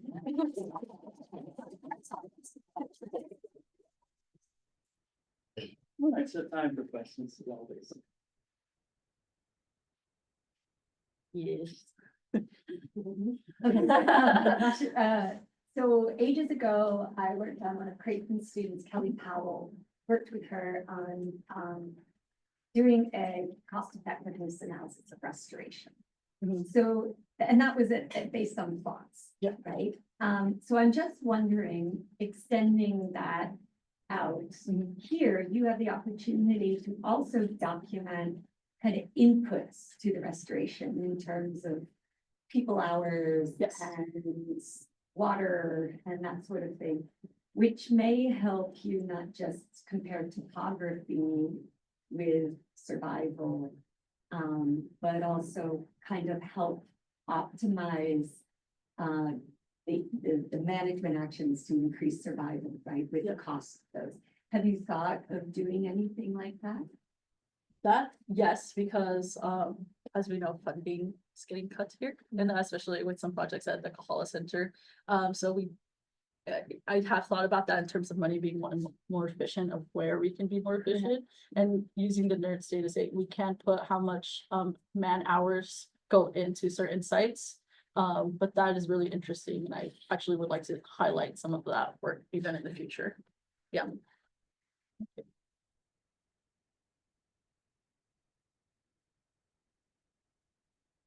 Oh, yes. Basic forestry question, what's kind of the diversity of species that they're working with?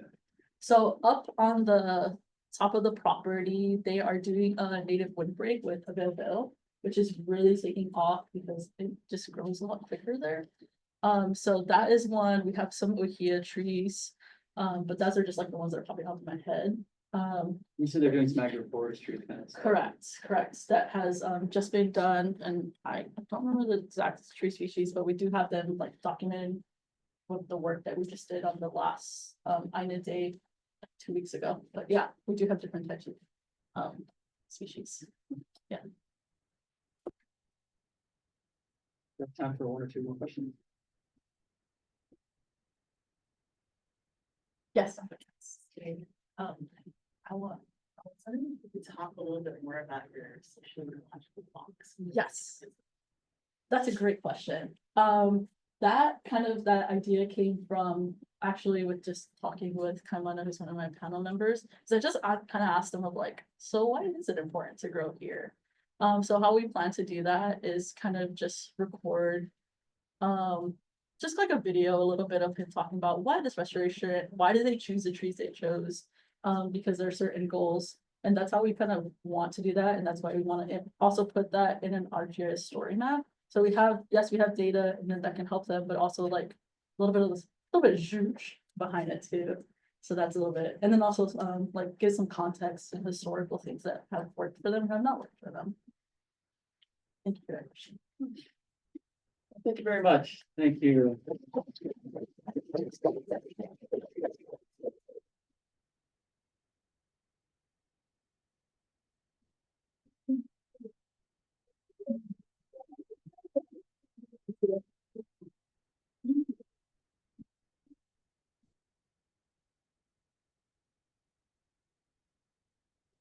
On Zoom.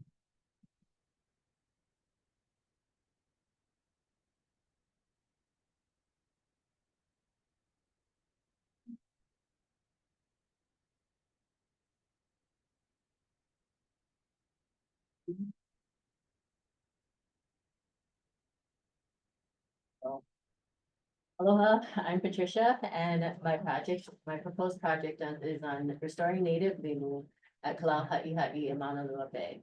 My capstone panel is Dr. Creighton Litton, Chris Kramer, and Dr. Travis Idle.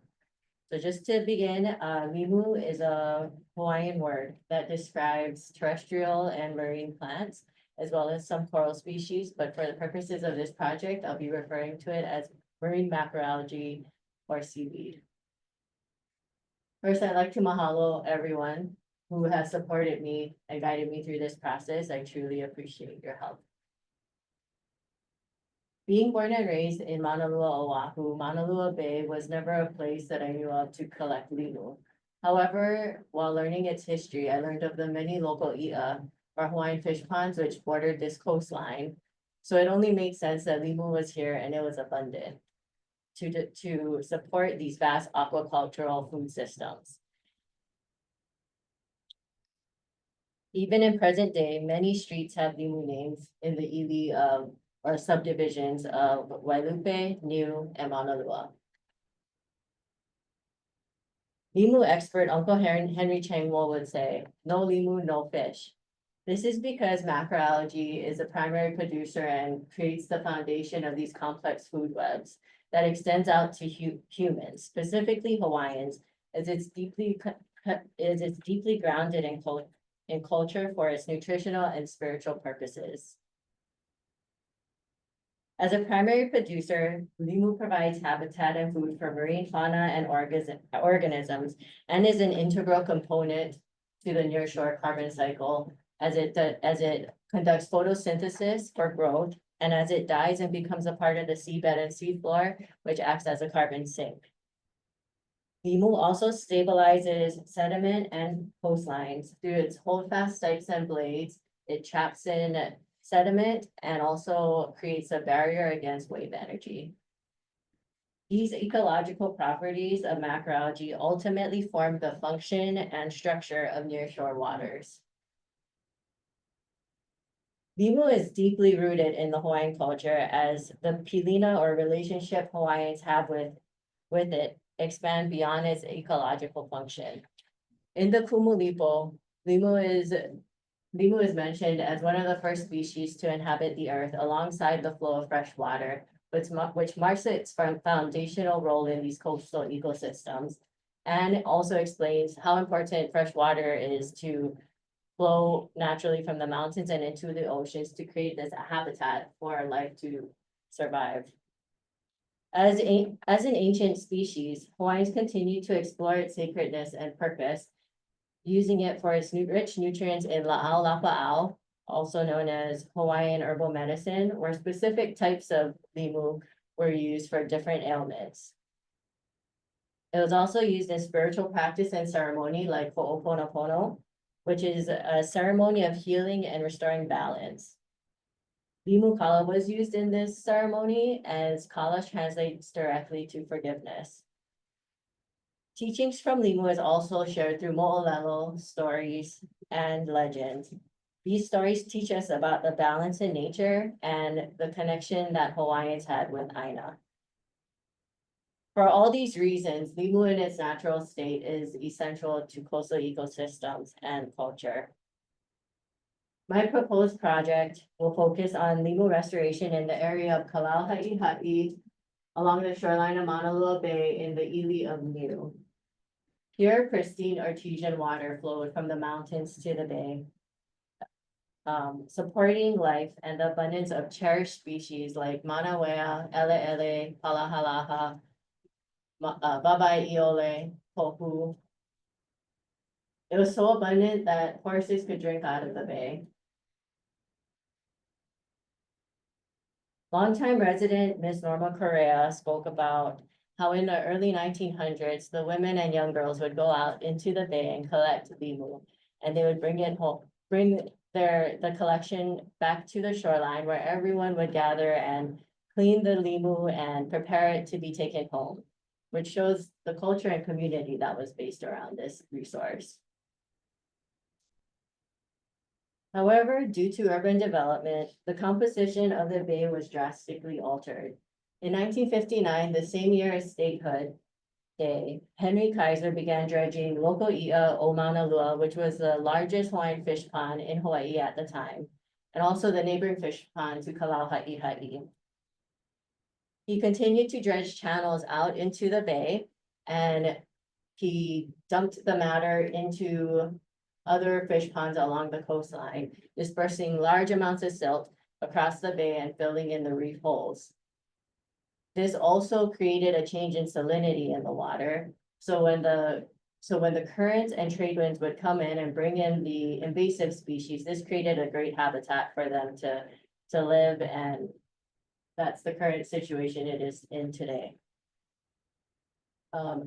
Development continued with residential homes and Hawaiʻi Lower Ridge, which increased stormwater runoff into the bay. And upon that, in the 1990s, Kalauhaʻihaʻi Highway, which is an adjacent highway to Kalauhaʻihaʻi, was widened, which blocked the lava tube that transferred the spring water into the bay, ultimately ending the last one of two Hawaiian fish ponds that were there, that are along this coastline.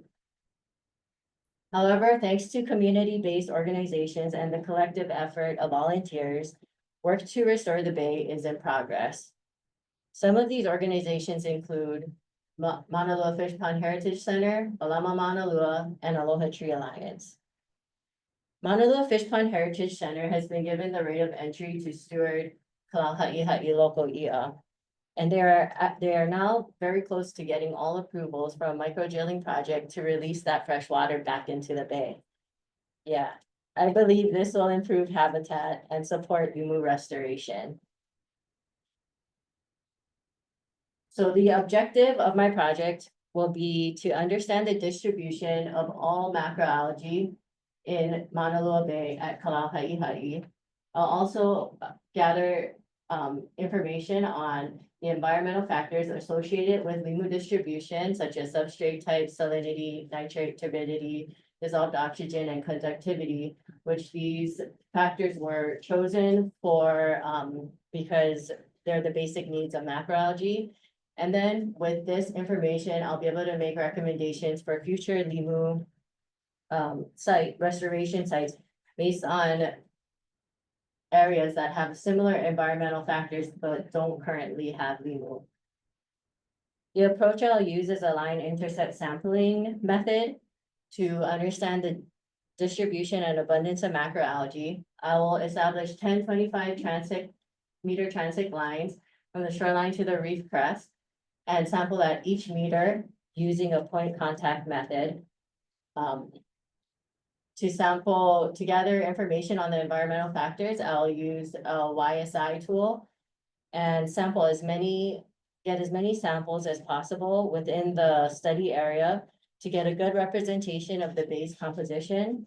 And then lastly, I'll also do target sampling, where I'll sample and record data where native communities are found outside of the transect lines, but within the study area.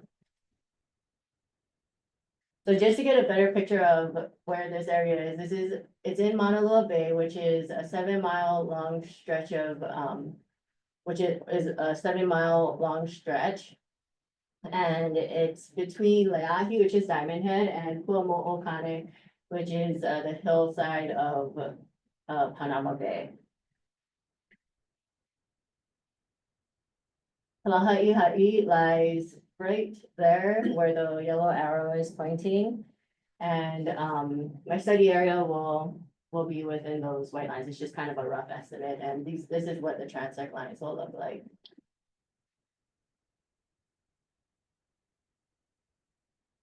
The approach to the analysis for the data I collect, I'll be using GIS mapping layers to understand spatial and geographic patterns within each environmental factor. I'll use the Pearson correlation coefficient to help understand the strength and relationships between macroalgae and the environmental factors, where I will be correlating each macroalgae to each environmental factor.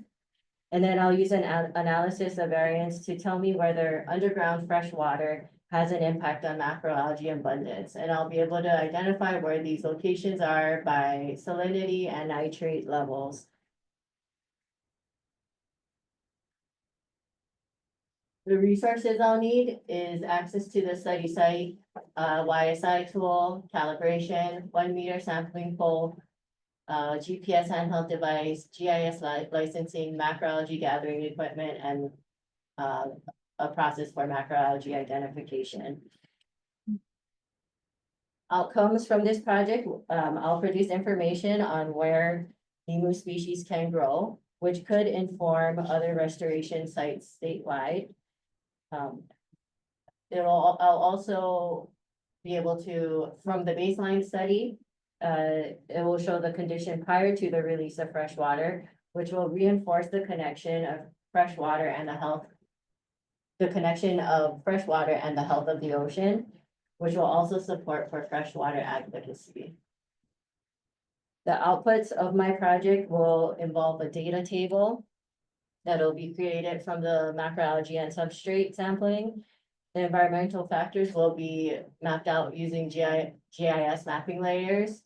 This will also provide a baseline study prior to the release of fresh water and a final capstone report and presentation and a written report and presentation to partners, to the partnering organizations.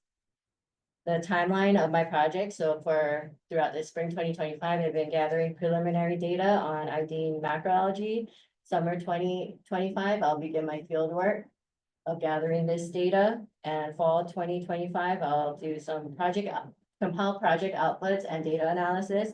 And spring 2026 will be my final analysis and report and presentation to partners. Here are my resources, and now I'm open to questions.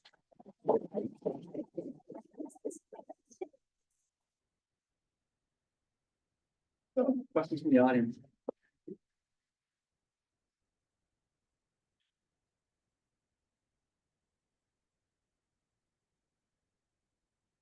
That presentation.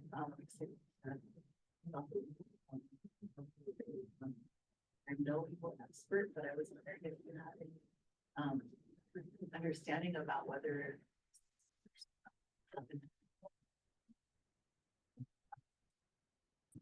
Yes, Limu definitely has seasonal patterns, so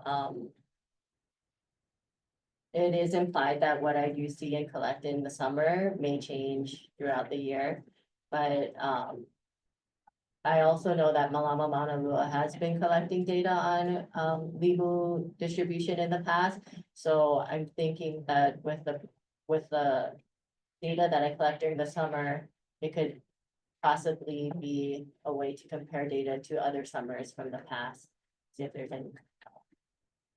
anything that comes out of that. As I've worked with the NREM 301 lab, we go to Haiku Beach with to have Malama Maunalua. The students do some surveying. So I know they've been doing it for a while, but I don't think they do any, I don't know that they do water quality analysis on a regular basis, although clearly that's an objective of some of their land-based work is to try to improve quality. So is that gonna be something relatively new for Malama Maunalua in the Bay? What you'll be doing, or? Yeah, I'm not familiar either if they do water quality sampling. I've only been familiar with like their macroalgae sampling, so I think that might be a nice added layer of information that we can compare with what's going on out there. I'll talk to you about the lab since we have the possibility of maybe doing that as part of our class.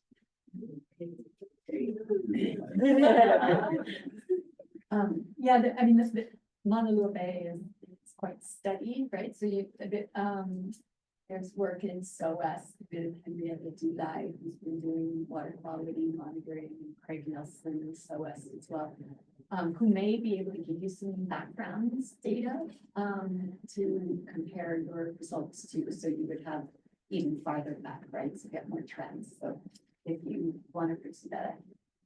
Yeah, that'd be great. Yeah, that'd be really good. Thank you. Question? Yes. You had mentioned that neighborhood organization was getting permits to drill under the highway and the big water off to. Is your study dependent on that actually happening? Like, is there like a date when they said it's finally happening?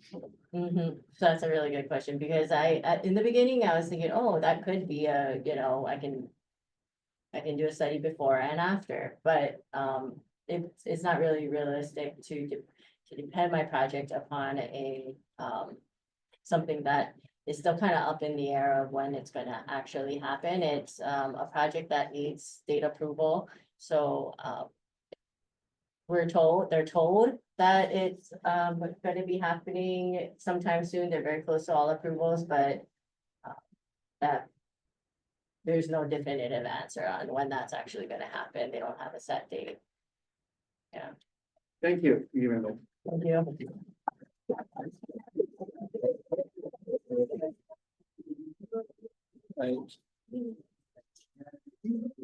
Last but certainly not least.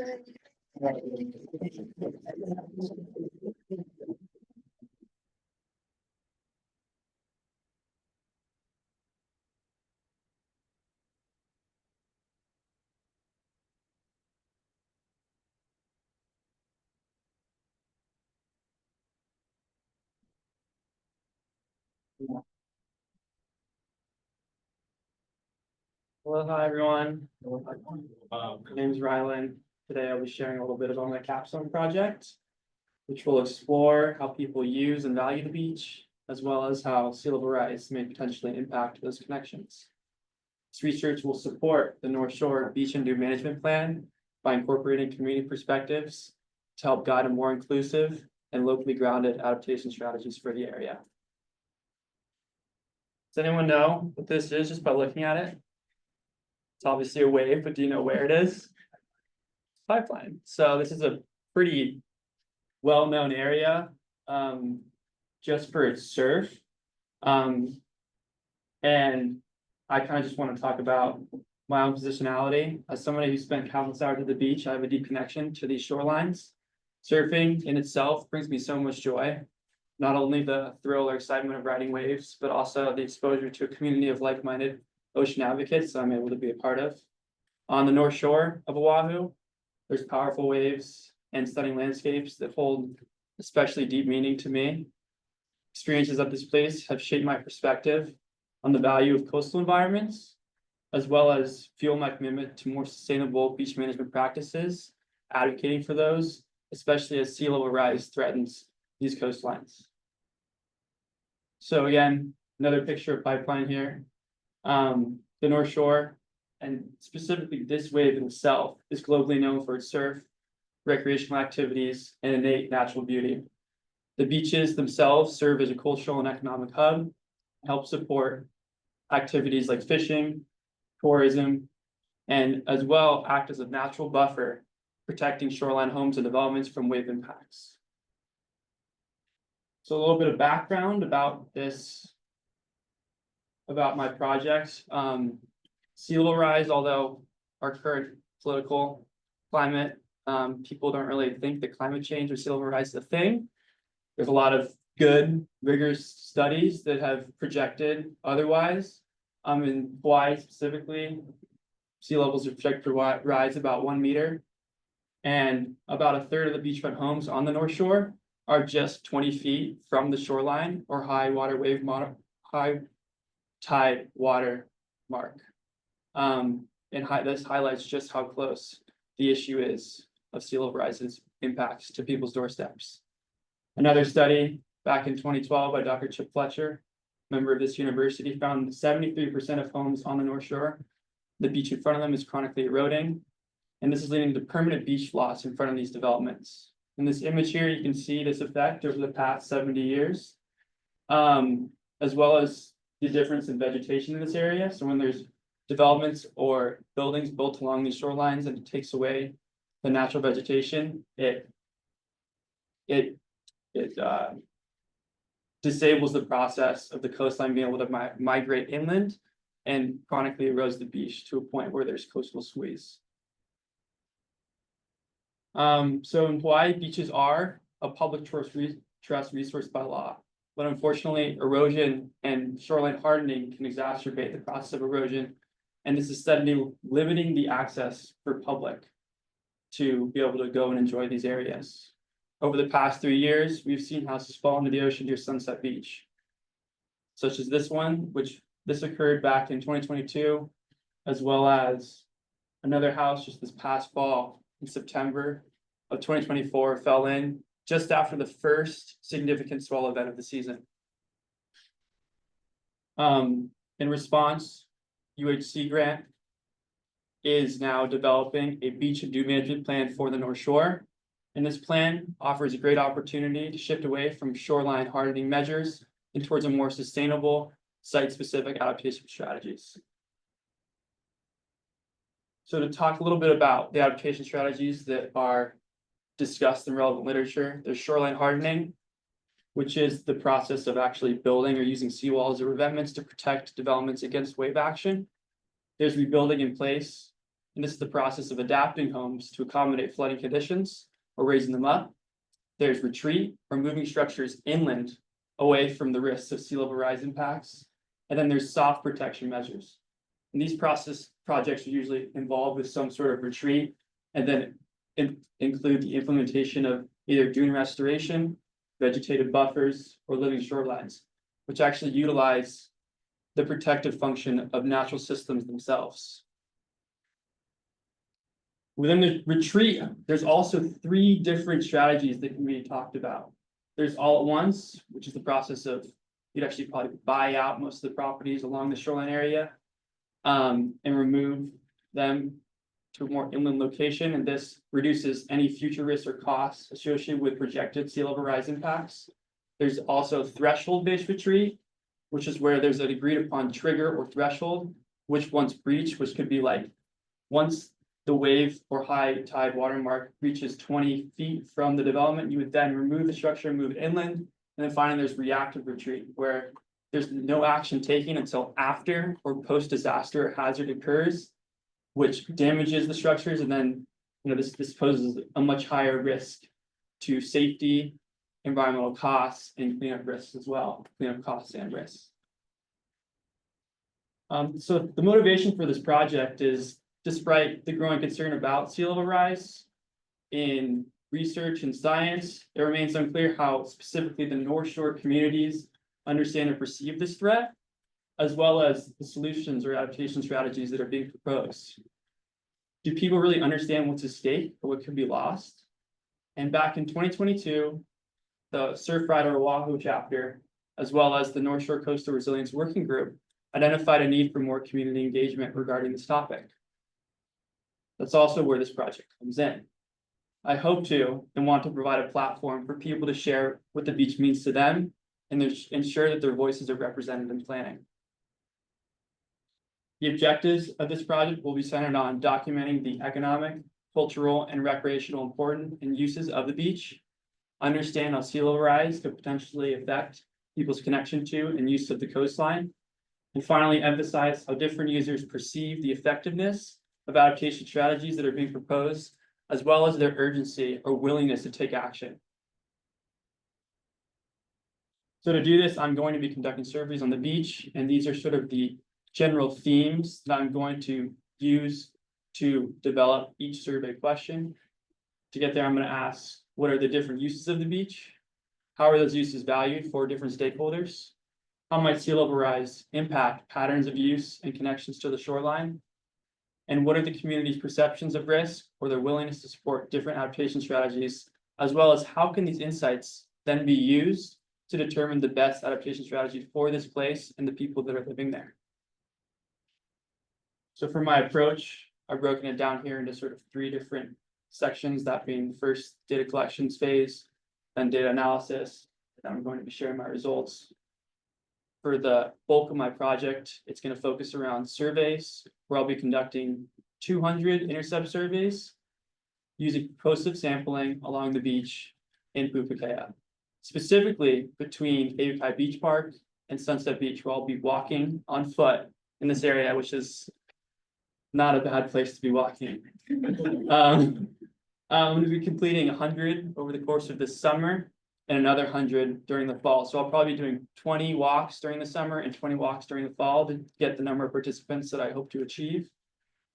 I'll also be attending community meetings on the North Shore as a participatory observer. I've spoken to one of my Capstone members, Dolan Eversole, and Sea Grant's going to be hosting meetings up there to sort of gain valuable input from the community about their projects. I'm also going to conduct 10 semi-structured interviews with key community members who I hope to recruit at these meetings. And the data will then be analyzed using thematic deductive coding, which will be organized around my research questions. Data will finally then be shared with stakeholders and the outputs will be created, which I'll discuss next. So these outputs will deliver a summary document of beach values, uses, and sea level rise impacts to those. The findings will then be shared with Hawaiʻi Sea Grant to support beach and dune management plan. And I'll be working with them to hopefully develop targeted recommendations for adaptation strategies. I'm also going to design a heat map using GIS showing the different uses of the beach and how those potentially could be affected by sea level rise projections. I'm going to also create a website for public engagement, and educational outreach, where I will sort of organize all of my data and results in a way that's going to be a public facing resource hub for the community.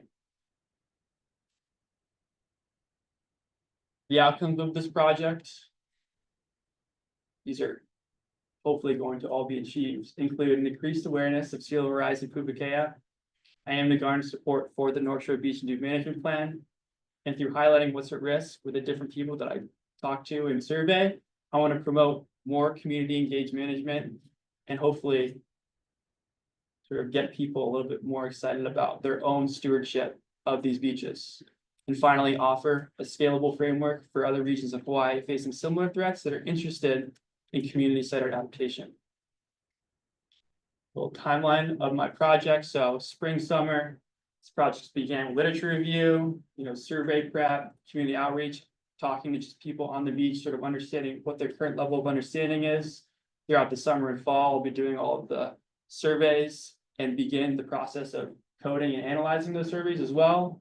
Throughout the winter and spring of 2026, I'm going to complete the coding process and analyze all of my results, which I will use to develop recommendations and public outreach materials.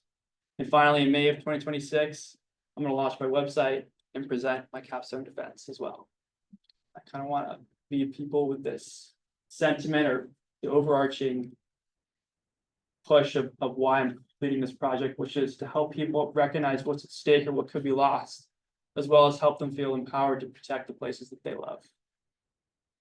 Thank you all.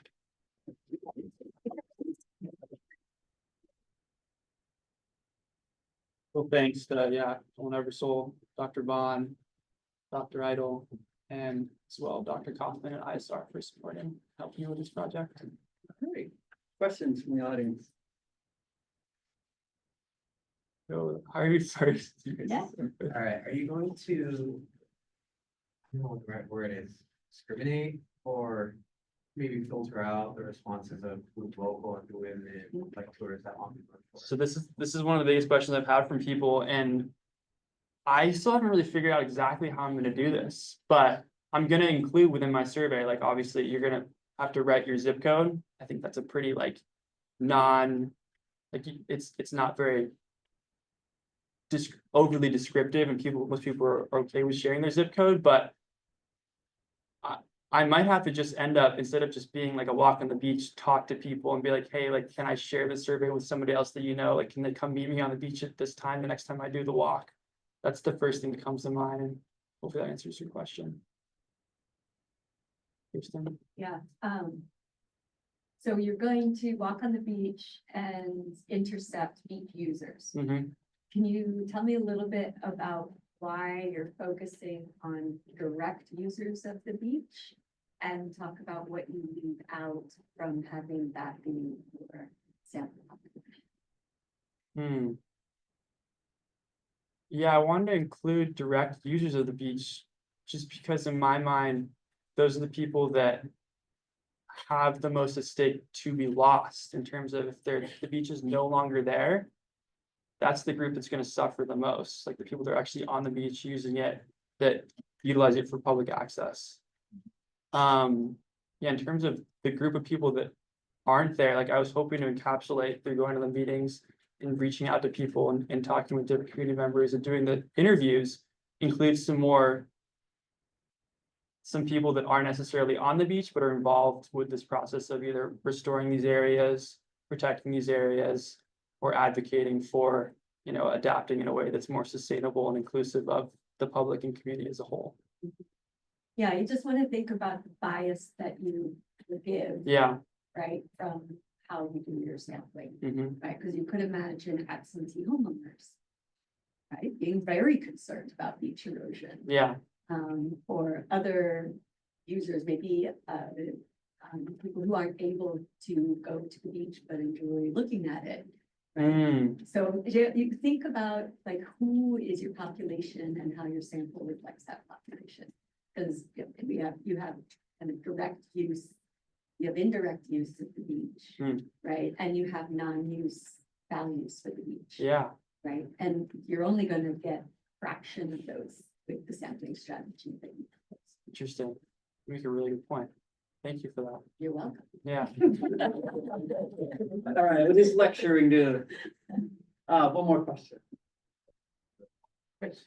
This is really interesting. I mean, it touches on points that we talked about in another class of mine. And so the idea of managed retreat is something I'm familiar with. And in reading similar studies to what you're attempting to do, would there be space in your survey as you engage with interviewees and how they use the beach or, our virtual mental state?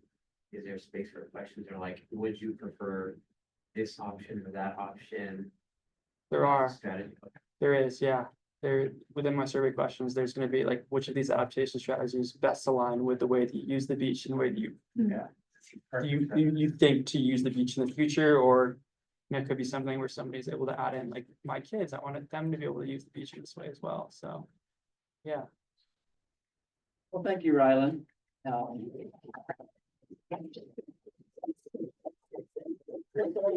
can see not just the diversity of projects we have, but how much of themselves personally and professionally that they take into these projects. And so I know that's the case whether you're doing a hardcore science or something, much more like a professional project, but it's always great to see that experience here in these presentations as much. So thank you very much for your attendance and your great questions. Hopefully this stimulated more thinking for the students and their capstone panel members.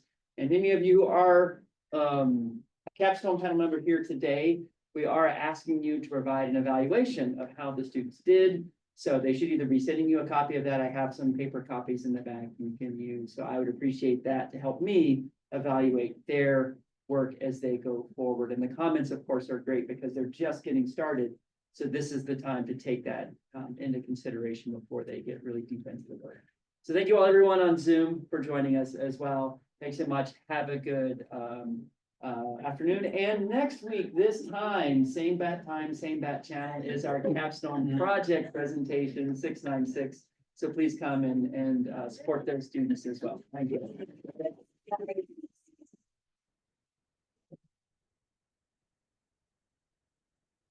Congratulations, everyone. Yeah, those were amazing. Good job, everybody.